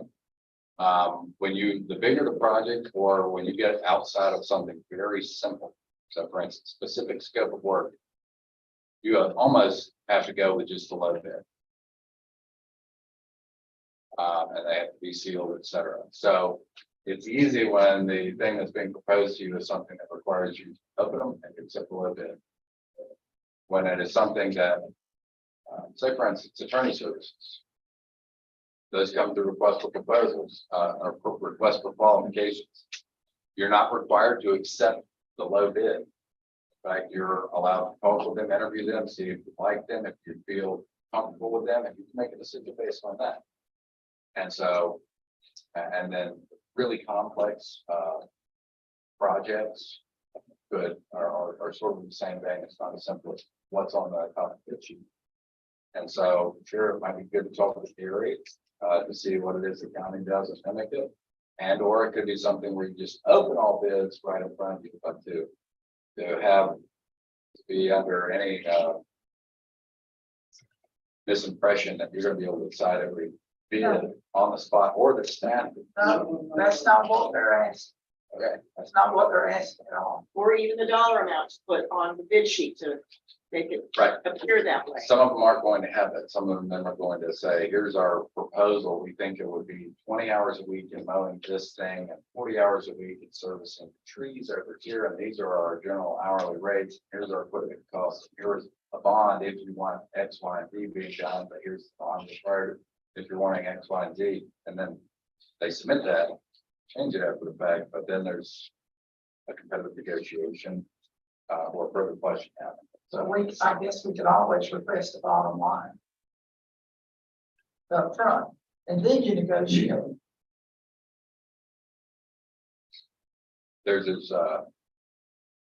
Imagine you were contracting with someone for emergency cleanup services on the back end of a hurricane. There is no bottom line. They don't know how many hours are going to be spent on that. We don't even know what's going to get hurricane, right? But you are signing them up in your contract to be on the ready, and you know generally what they're going to charge for this category of work. That that make sense? Yeah. So that might help just saying, you know, by statute, there are different categories that require different responses from the municipality. Whether it's, hey, you have to accept a low bid, or you have discretion or the ability to negotiate certain items after the bid comes in. We're not asking for a decision. The Right. public's not asking for a decision. Can at you that say point. this? I haven't sent this to you before. In fact, I pulled the email I sent you, and that's why I downloaded it, dragged it in there. Yeah, I,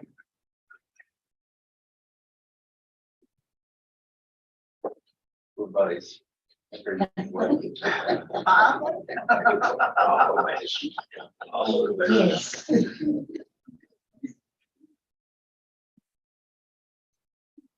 Thank you. You know, so, For discussions.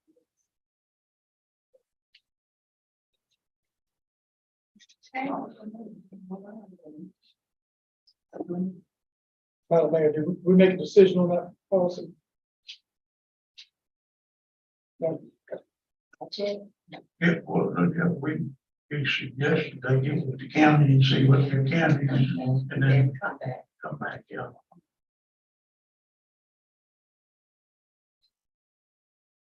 Okay, agenda item 5J. Council to discuss utility bills. How much revenue do you think this generates? Is what generate. Send the bill and having late fees or? Yeah. and why that's part of your, that's on your policy resolution list, that very subject matter, just FYI, just, That's what we're looking at, yeah, I thought we had covered that already. not the extension. Off the top of my head, since no one emailed me that I'd be looking at this, our budget comparisons, it's in there every month. how much we have. And there's also a budget line in there. You think it works for you? These, we're talking about a certain group of people. I think what was on there, $40,000. Yeah, sounds about right. 48,000. 40 or 50, yeah. For the whole year. That's just one of the, that's No, I'm just talking about just this. the extension piece, right? Yeah. That's what's always. Because then a lot of it goes into water revenue, Thank you, Ben. That's good. and I'm not sure which one really goes into just water fees and which one goes to that budget line item. Or they might all, as a combination, go to that line item. I'd have to ask Phyllis if she's not here today. I want to make some changes. Suggest changes, but I don't think that we should charge an extension fee. Plus a late fee. Right. That's what everything. With a certain group of people. And there's a group of people that don't have money. Exactly. That's, You always have to pay. we charge them. And we charge them a penalty. And now we charge them again. And we're not helping them at all. And then $50. Yeah. But I would like to know if it's possible, might not be possible. Well, Bill, why don't you set it up that way? I didn't do that. Well, it was that way when I got here. But we could do something about it. Not All the- around, everything we get. That's it. Well, what did they do? Oh, oh, no, wait, that it was done. Which specific part of it? Because as far as I'm concerned, most all of those fees were pretty much in place. This resolution, the city period modifying policy of utility bill payment extension. And the application of fee. Now, if you load, What did you guys do with the extensions before? we're not talking about it. Well, to go back to it or Oh, $70 to $80, you gotta pay an extra $6 to do the extension? to do this. With this, Yes, to do the extension. Yeah, the extension. I am for the extensions, but then use the extensions will be granted under the following. Yes, I remember when Bob did that, yeah, because they usually get one free extension, but and he probably did look at it as a revenue generator, but yes, Could we just move forward and okay, right. Well, that's worth looking about, yeah. Yeah, but it's, you know, let's listen to me one more. Absolutely. But I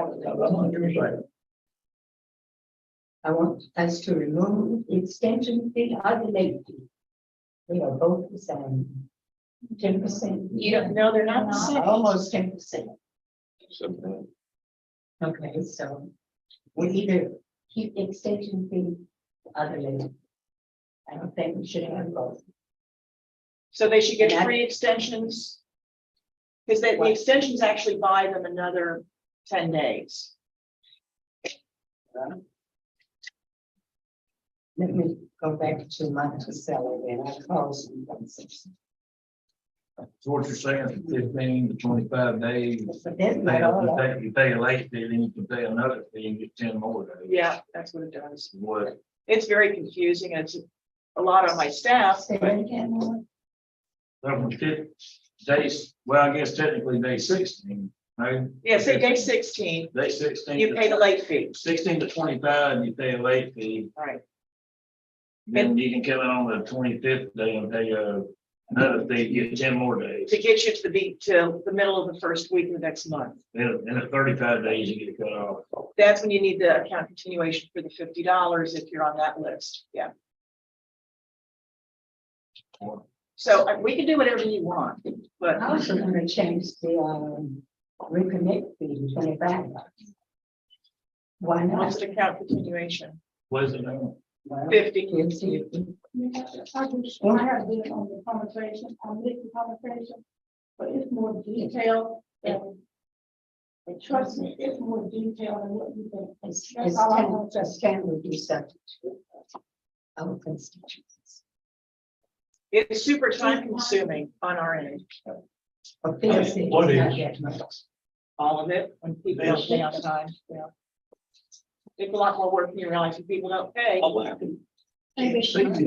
Concessions worship. Yeah, I can't see that it's worth calculating that every time. And keeping up Calculate with which one, the extension fee. Right. So don't give them the extension now to the beginning of the month. If they haven't paid by the 25th, then they go on the cutoff list. Period. They go on the cutoff list. That works for me. That's what we give them the extension, but that's charging. I That's what's gonna happen. got a question. You don't cut off this. People is paying the bills. Anyway. Everybody don't miss paying their bills because they don't pay. They don't have the resources. And it's going to get worse. It is, when you have to make decisions. Have to cut somewhere and increase your income somewhere. We're up against it. I understand people being on fixed income. Utility billing. comparison. I run the city into the ground. That's right. Local It utility was billing. gonna be easy, but if I decided, hey, I ain't gotta pay my water bill this month, I ain't gonna do what I want to do with other money, because they gonna give me a speech. It's out there in COVID. This is what Madison, Monticello and Lima does. I don't think that's what they do. Madison, they send their bills out on the 19th, so customers receive them on the 25th or earlier. Bills are due on the 10th, but if it's a weekend, it's the following business day. After that, it's a 10% late fee, just like us. On the 15th, you're subject to a cutoff with a $20 reconnect fee. You're given a maximum of 3 extensions, but they're $20. There is no free extensions, but you only get 3. And then you have a $20 fee. But then they still gotta pay that $20. What you do in Monticello? Monticello. Utility bills are due on the 10th. If not paid, they will roll over to the 10th of the following month, plus the 10% penalty. On that second 10th, if you build up 2 bills, your account will be closed and your security deposit will be used to cover the outstanding balances. You have to open up a whole new account. And you have bigger, and that's a lot of work too, and you get a lot of people screaming. And then when and then the deposit usually goes up when you've got people that's got repeat offenders. Do I have typically there's a change that we need to do. And there's the $50 continuation. Well, yeah, they don't.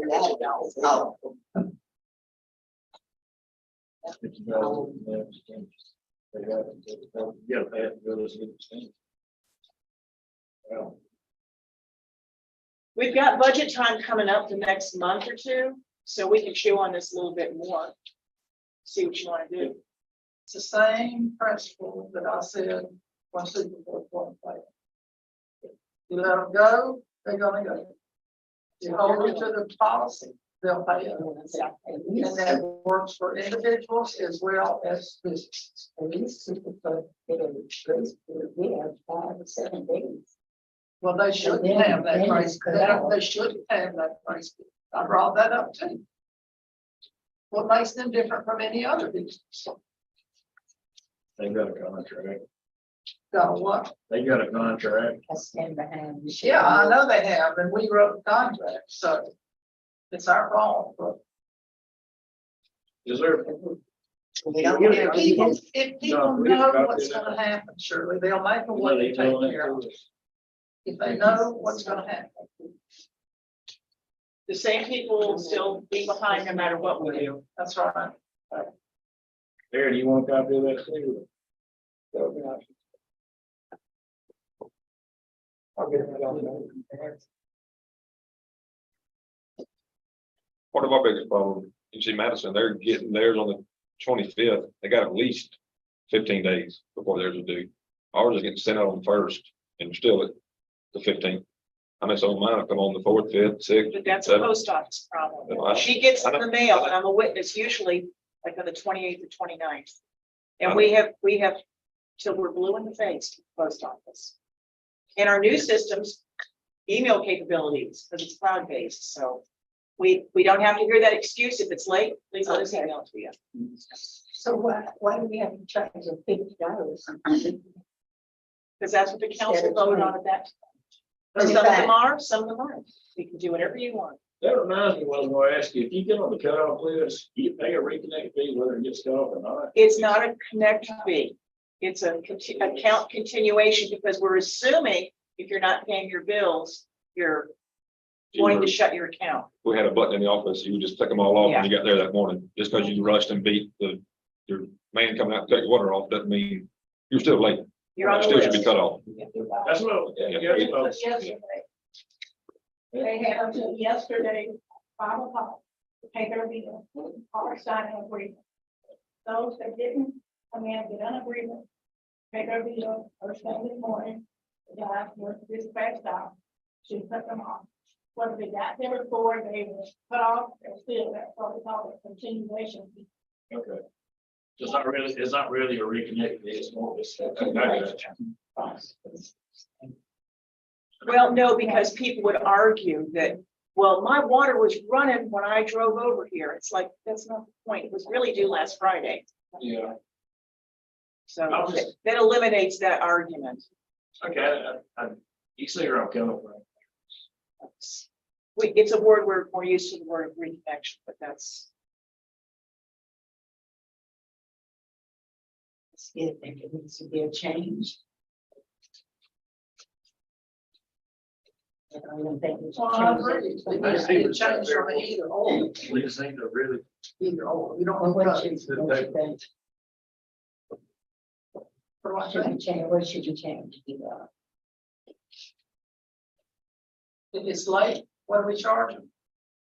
Well, if it's late past the 15th, there's that 7.5% added, or 10%, it's 10, that's what I thought. 10% late It's fee. 10%, and then you've got till the 24th, 25th on the calendar, the first Monday after it's a week overdue. Then you could be cut on the cutoff list. But if you come in and you sign that agreement, you're literally buying yourself 10 more days. The extension agreement? That's the extension agreement. Okay, what if you do away with that? Then what? Then would that- they're cut off on the 25th. Okay, but they knew they would be if they didn't vote.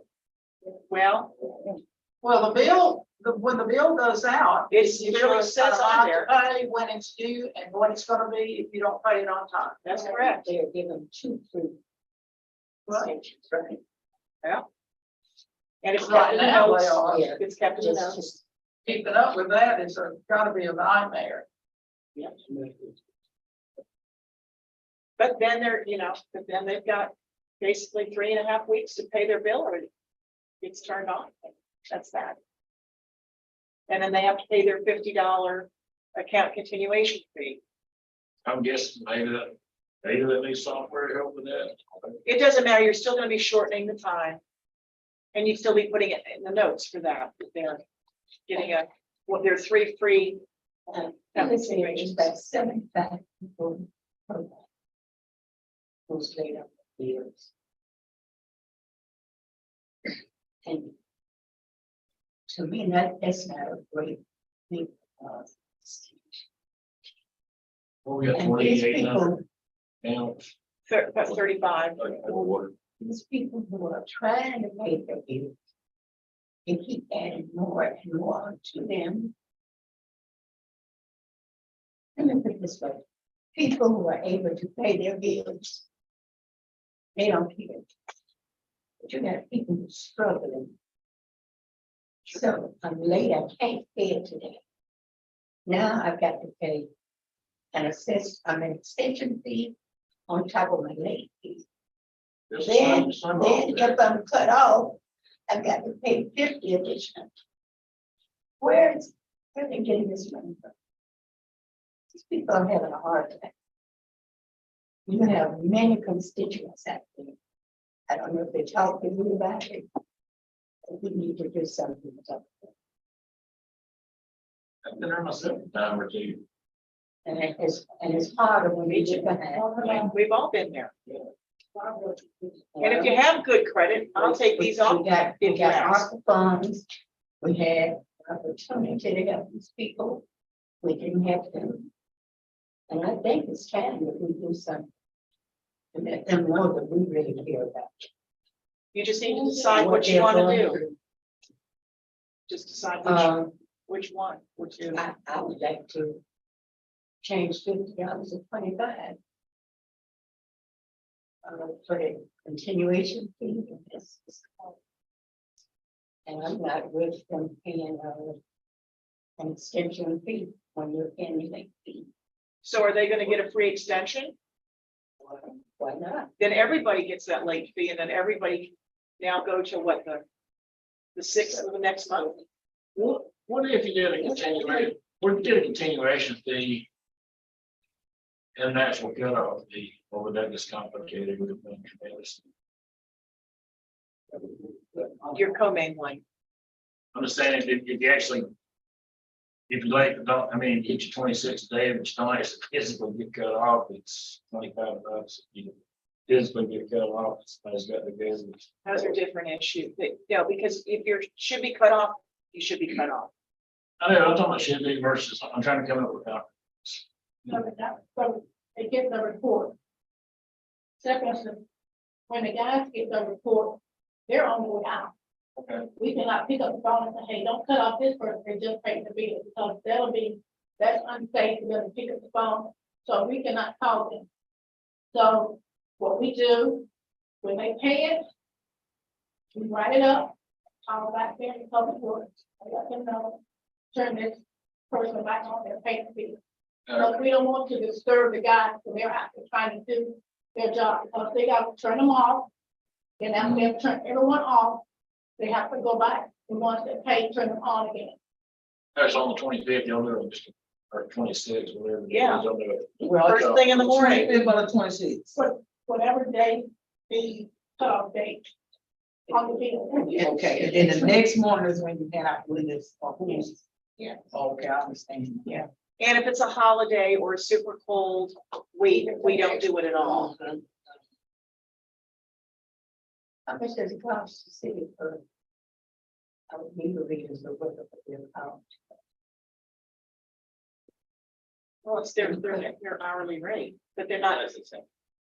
Well, yeah, then that's an after hour call.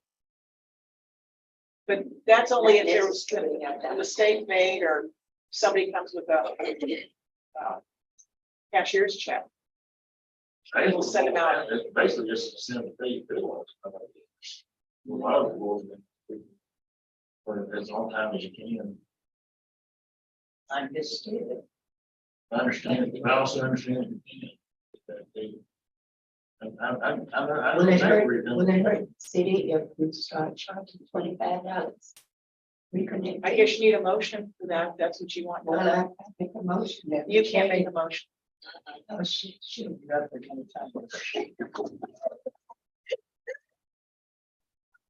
I apologize. Send us that recording error. Aaron, over there. Please don't, Aaron. Please don't. Is this something that you want to do in your policy resolution? Because literally is one of the things on your policy resolution, list of policies to address, and that's to reconnect. This is Here's a the resolution. resolution. I guess so. The policy. That's somewhere. Yeah. What is $25, $50. It's not in this. just, It's a part of it. Utility bill payment.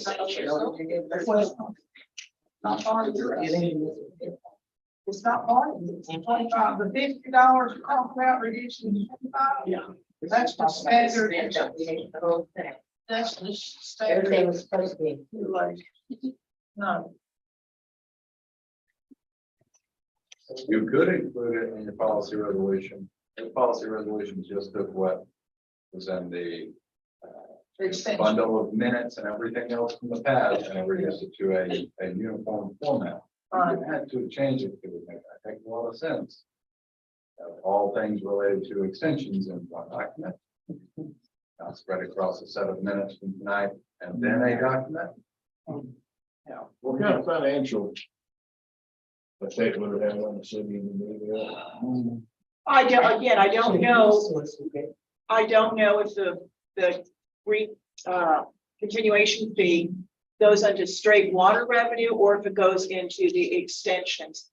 Phyllis would be the one that really, it goes into water revenue. So we'll put a dent in your water revenue. It's 75 people times $25, cutting it down times 12 months, $22,500. If all of those 75 people were getting the $50 fee, like some of them aren't.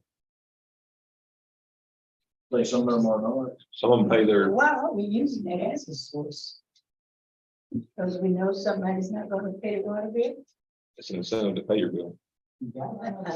But it just becomes part of the budget. It's a revenue that's got to be accounted for, and it does offset the expenses of the guy going out there and starting the truck up and all the driving and that. A lot more than you think, because he's got to have the truck. He's not able to do another job. Payroll. It all spends. Okay, so I can, Well, there's a lot of banks, I mean, overdraft fees are part of their budget. To encourage you not to do that. Right. Because don't you hate it when you do that? You're like, you It's know, right for $1, but I'm doing this 30. they're jacking them fees up and now you have to get on yourself. Like, no, no. I would not. Me too. Some of us learn better than others. I guess I can't give anyone to join me on this. How about $40? Cut down a little. 25. Why don't you just table this till we get into the budget and everyone go home and sleep on it? Because you got several fees to monkey with. Okay. And To deal with But it's on the notes. policy itself. yeah, and they can start thinking about it. Yes. We're talking about, when we get some numbers in front of us, we can actually look at the budget. And we can also get definitively where each one of those dollars go, because I'm afraid the extension fees, if that's the agreement fee is labeled for that 40,000 a year, that's all that's going in there. I believe. And that was added by Bob, so. And it was a source of revenue, it helped balance the budget, like it or not, it's reality. I don't know that that's a good reading. No, I'm agreeing, that's not, Okay, the. Table it. City managers record. And Added the potential funding. But there hadn't been much changes to it.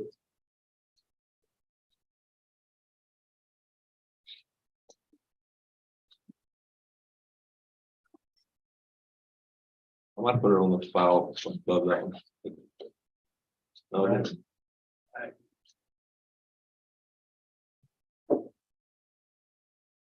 Oh, yeah, barely read the screen. Yeah. what? The folder before. No. Well, it's the same as it was last time. Bill didn't like it anyway, so I don't want to show you all one more time. Well, the filter project might change. I'm saying the dollar amount could change. It could change the street construction, reconstruction to $750 For each year. Or for- for 23, 24. $750. because we haven't done any for a few years, so it's, we haven't done any for a few years, and it actually, should sort of be in the, And then I would, next year, I would leave it out, and then pick it back up as you got it. of course, you know, prices are high right now for asphalt. Suck it up, right? That's why I hate to go above, so I hate to go for a million.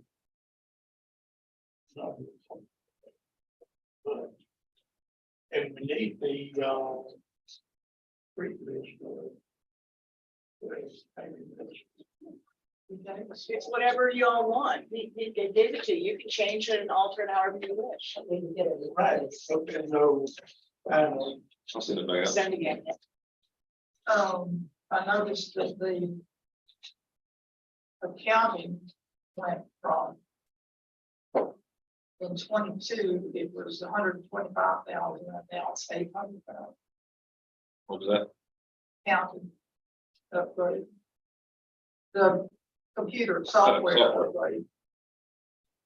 We added software and hardware together. That's probably a decent number. I just noticed it was a real big increase.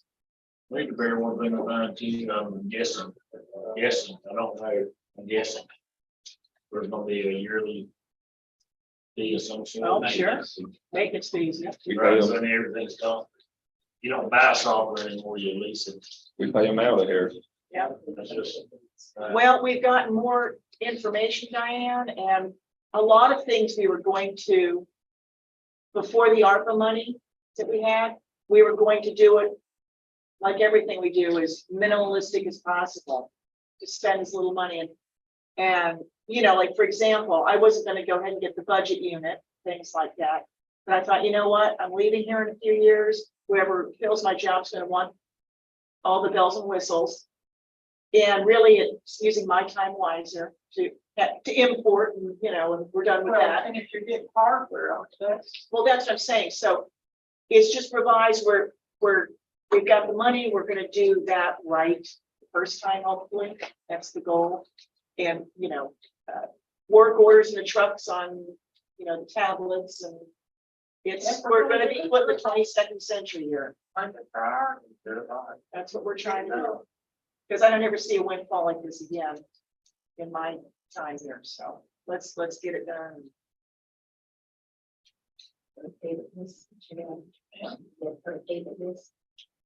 Yeah, it's, and it, I don't think, did this email or if it was in the packet last time, but, That's yeah. the last time. I've added potential funding sources for this. The list is the same. I'm gonna go back to that file. The Dropbox, right? I can send y'all a link to that, and it has all the documents that are for this meeting. Y'all can pull it up right from your computer, your tablet, cell phone. You have to go to the Dropbox.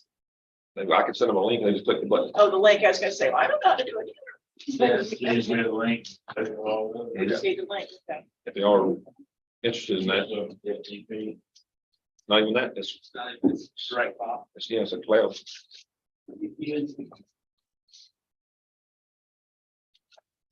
Any more discussion? Well, I think you need to go to 505 in that charter and do it just like that. I'm gonna make you mad one more time. then we'll do it. It's just, I don't wanna work on it till we have a list finalized, because there's so much moving stuff around to get in that format.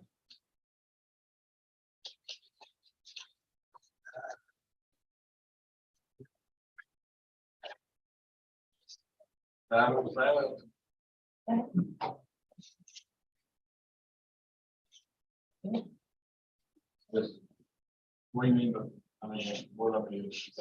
Section 5.05 of the charter. Oh, you're talking about James.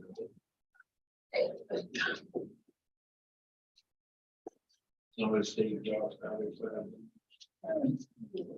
We move on. So, I've had nothing. You asked for it. Just one more I'm time. meant for this meeting. I mean. I've got 2 cases that I'm wrapping up with PPD that will go past 28. So long as the council's fine with me taking those to the finish line, they're both. We'll close out for students today. They are forfeiture cases, civil forfeiture cases, with either drugs or other contraband. I only have one other open case right now that will be handed off to whoever you select as the next city attorney. And that is the boundary dispute litigation at Ron Bacon Street. Other than that, signing off after 9+ years, thanks for the opportunity. Pretty much. And I got John rolled over to the city's own Dropbox account for file storage and Zoom and live. So this is not streaming and uploading to my law firm account. This is Sketch right now, and we'll probably plug that into a website or something. So you just tune into the website. at this time, we'd like to present you with, I can't speak for everybody else. You can, Thank you. we appreciate you for everything. We're sorry you're leaving. But you're right around the corner. I know. Anybody want to say anything to it? No. So I wish you lucky your new venture. I had a chance to look at it today. It's really interesting. It's on the news.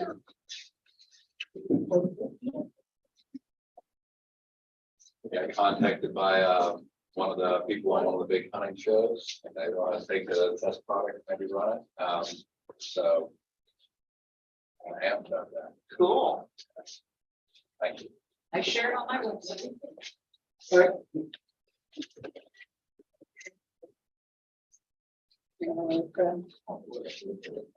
I don't think anybody has ever cried about a lawyer.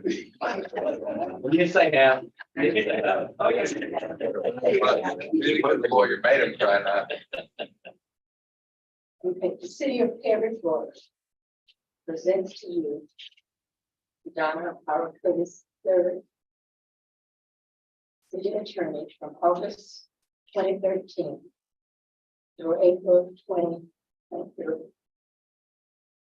We extend to you our deepest gratitude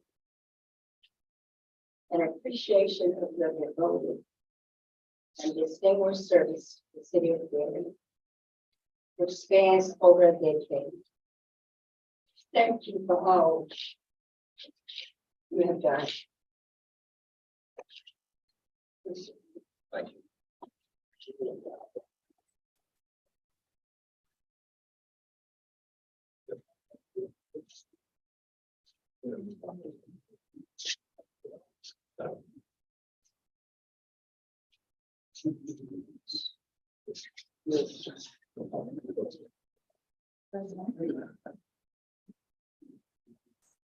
Okay.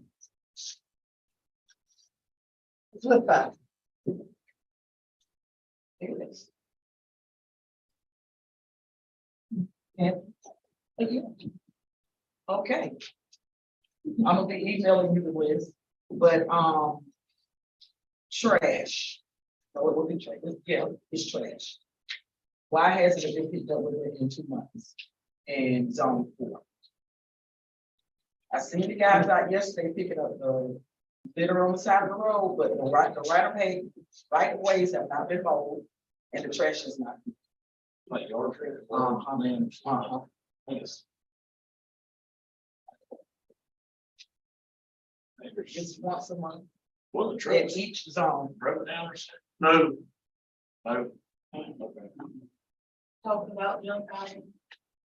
Yeah, like your trash, Junk items. yeah, but the They mattresses. have not finished going for yet. They're still in zone What? 4. So they haven't got all the way around, because I seen just the date, it didn't say a 24 No. through such and such. It will say that Monday, but sometimes it takes us 3 or 4 days to get all the junk items picked up. Okay, They're Especially, still on zone 4. They called us about parking over here. because they didn't pick up at all on the 22nd. Right. Yard debris now, they're behind on that. On that yard debris.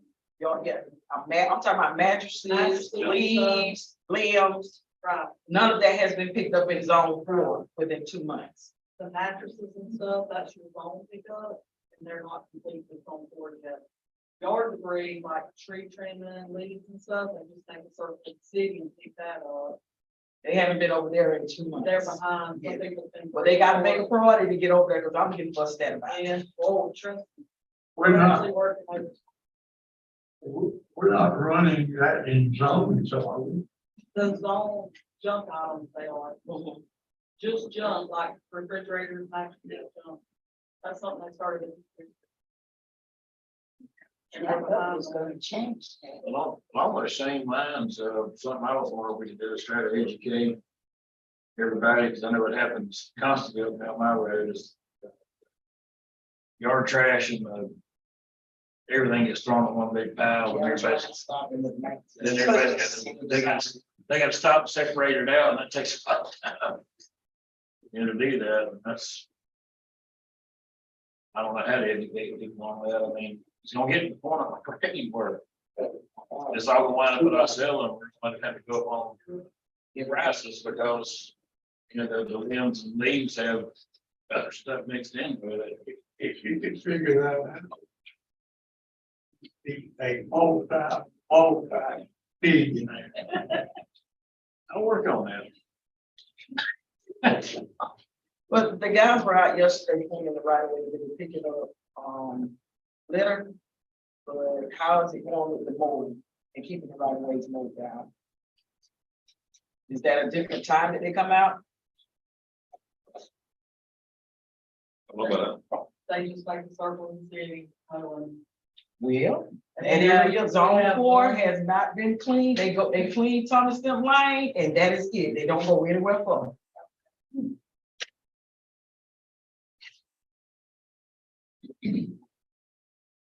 I'm gonna come take a ride and maybe we're gonna ride. And I invite any of y'all to go in zone 4, you will see what I'm talking about. I know you, I waited you on the but I invite all y'all to go ride in zone 4 and you see what I'm talking about. It was the same thing in my zone everywhere. Yeah. John, I think you might want to consider doing something different. Because this hasn't really worked out that much.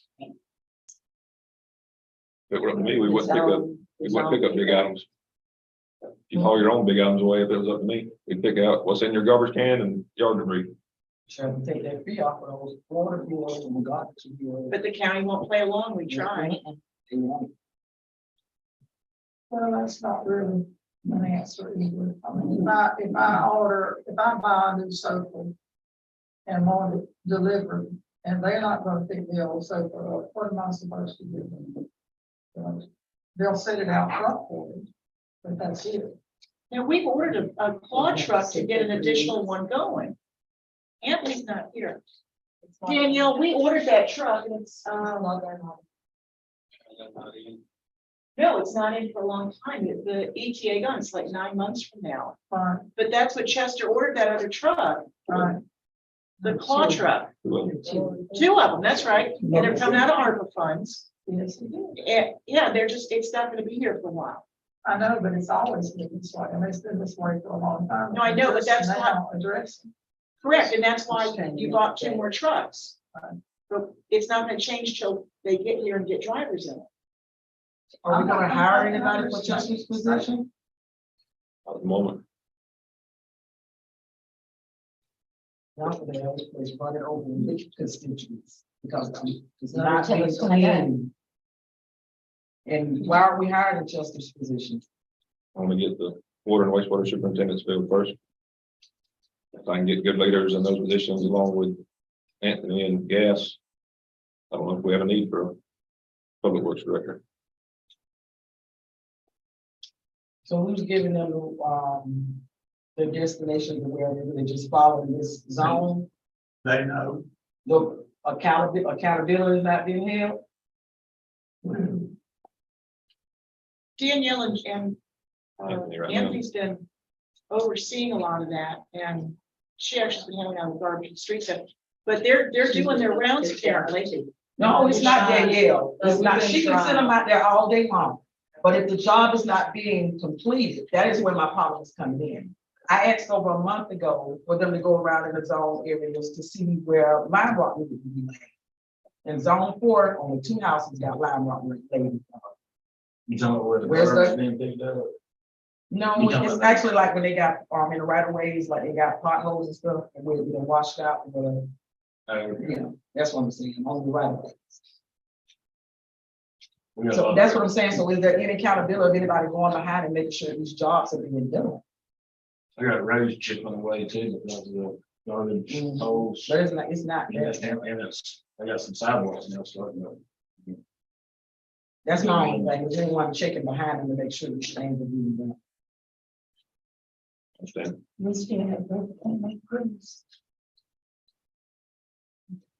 And they're pretty much on the mowers. That's this time of year when grass is growing. So when they pick up the trash, they're mowing at the same time? I would hope so. For a day or two. That's what I'm saying, it's not being done. Well, We're just coming over and we're picking up the litter, but we're not mowing. it's not done that way. But- I'm just trying to get an Well, understanding. it's, if the people need to know, that's great. Yeah. Yeah. Cause I'm getting frustrated in. Well, then it needs to get coordinated. Because I think if I go and I clean my yard, and then I go out and I turn and look on the right of way, there's paper, trash, and grass that need to be cut, that's not fair to the ones that are actually living in the area. Everyone won't go out and cut it right. I just want some Yeah, accountability. you're absolutely right, there are some people not. Yeah, that's it. It's not good. Yes, we talked about it, but we never really got to a decision that we should do it. That's on the 4-lane running gas down there. I know that the guy at the very end of that street wants gas. I don't know how many more coming back. I do. Well, he's got a big piece of property out there that's, That road's in pretty bad shape too. yeah, what is. That house, on the 4 lane. Oh, yes, at the end of it. Yeah, it's terrible. I mean, Okay. that house is on the ends, it's pretty good size too. So once. Well, we sure need to look at running gas there. Don't say, yeah, that's one of I got a question. Have you got any idea how many pieces of rented property the city owns? Too many. Brought that up several times. I know, You know what, every time we just sell them and let them go. but. I mean, You got the whole depot, you got this whole lot back here with a commercial spot and the house right there. You got the lot out on 30. yeah, Those are the ones we have rented out. Working on the house right now. We're We big don't on need that. to be whatever talent. I agree, John. I want to sell that whole lot. I want to get something on 30 going. I tried to sell the depot. You wouldn't let me do that. We'll need that one day. Well, let's see, looking at. But it won't need to be in business. How in the world did we get into business? I guess it's. I'll put them all, I'll list them all tomorrow. How do we get into business of renting property? Wait, Talking about this property here, any of it. this one here, the city bought the property. And there was already a tenant residing. It's the same tenant. About the whole package. Yeah, we bought basically the rest of that block, and the idea was that if the city ever needed room to build new facilities for city purposes, period. Now we have the dirt for it, but it came with the tenant. It's my understanding that's coming to an end pretty shortly. Well, that one woman, that's. She's not going to be set up. So she's so. She said she'd sell it to the city, but that's just what she said. Yeah. But that doesn't matter, you can always carve that out, because Which I. it's Lily Nichols Getting out of it. Well, yeah, system liver on, yeah. in I between. did already, I'll do it again. One system. I've never seen that. That's the one, that's, Each individual piece in its fantasies. We got a parking lot over here behind this guy's house. He's got a fine parking lot in front of his house. Oh, you talking about the splash pad? it's fine, but the other side of it, Yeah, That had to be put there, didn't it, for some reason? because they gave us the property, or sold it or something, and we just did it. it's a circular drive now.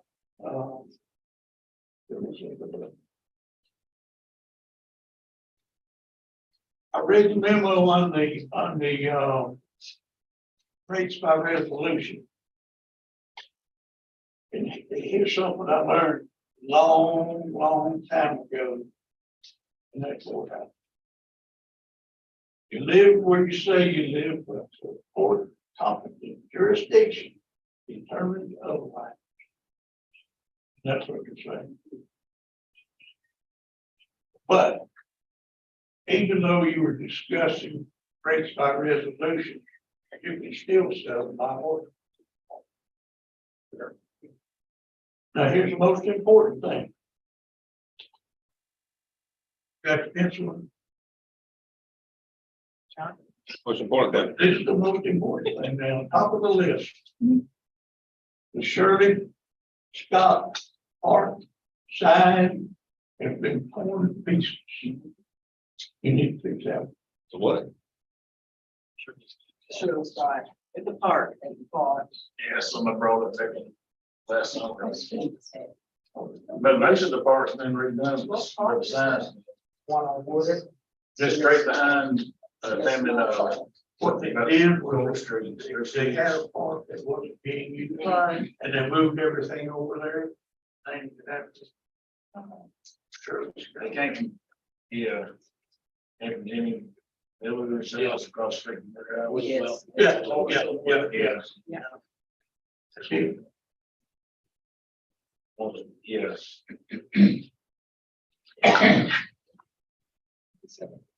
Vice Mayor. I got a call today and actually made sense once I thought about it. Y'all familiar with Pine Road? It's the, I call it the Pizza Hut bypass. Turn in, go to, fucking road that way. That lady brought up that, the need for, possibly a need for a stop sign at Pine Road and Cypress Road, which is first road, Magnolia. Second sign. Right, it's about halfway, she brought a need for a four-way stop, because there's number one, speeding, of course. Number two, it's a bus stop, particular intersection is. And she just brought the need for it, it was basically all speeding through the. I witnessed it myself, I've probably done it myself. Okay, I call it Pizza Hut bypass. Everybody used to. I don't know what the protocol is for the four-way stop, to be honest with you, never done.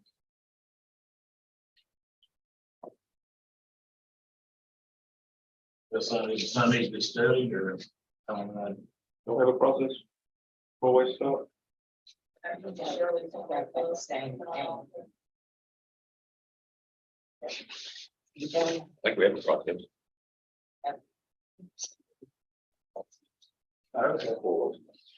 What about? Maybe the right staff to look at the uniform manual on traffic control devices.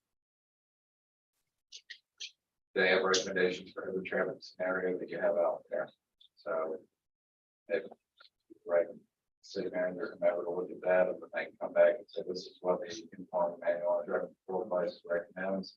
I can do that informed piece of information or an informed starting point for a discussion.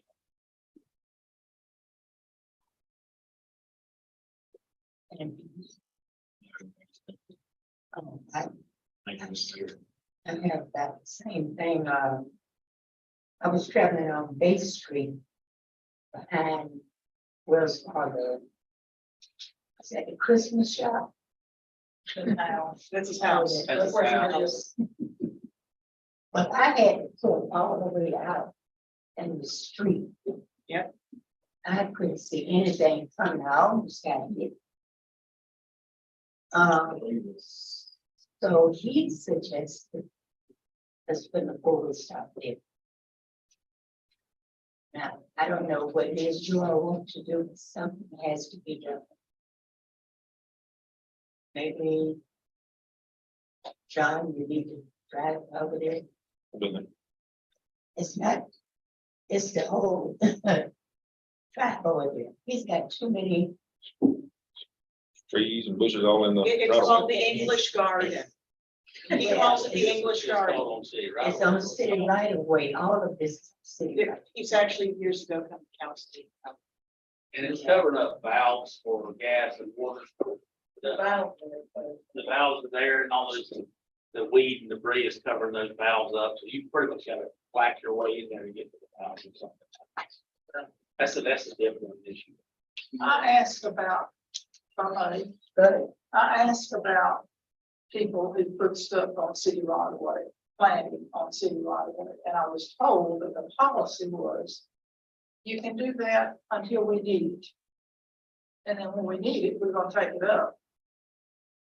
No, that's our city right of way. There shouldn't be any plantings on city right of way. You can't see, you pull up to an intersection and there's photos all over, you can't see what's coming and what's not. It just doesn't make any sense. And I know we're a member of the Tree City USA or whatever, and they have certain regulations. We don't have to be a member of that group. Our safety is more important. And I would recommend that we change our policy on that if we got one. Because the vegetation is in your line of sight and you cannot see. I have a neighbor who has something planted on the corner, they're on the corner lot. And I suggested that it be removed. And the city employee went down there and looked, and said, well, I can see just fine. Well, yeah, because you're sitting in a truck up here. I'm in a sedan down here and I cannot see just fine. So that's my recommendation, cut the stuff.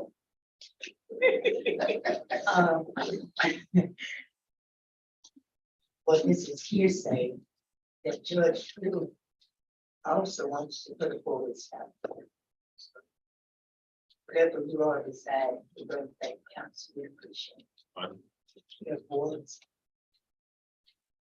And if there's nothing else, Mr. Jordan. Got one more thing? Back next week. What's that to do? See you later. Then we're gonna have fun. There's one more.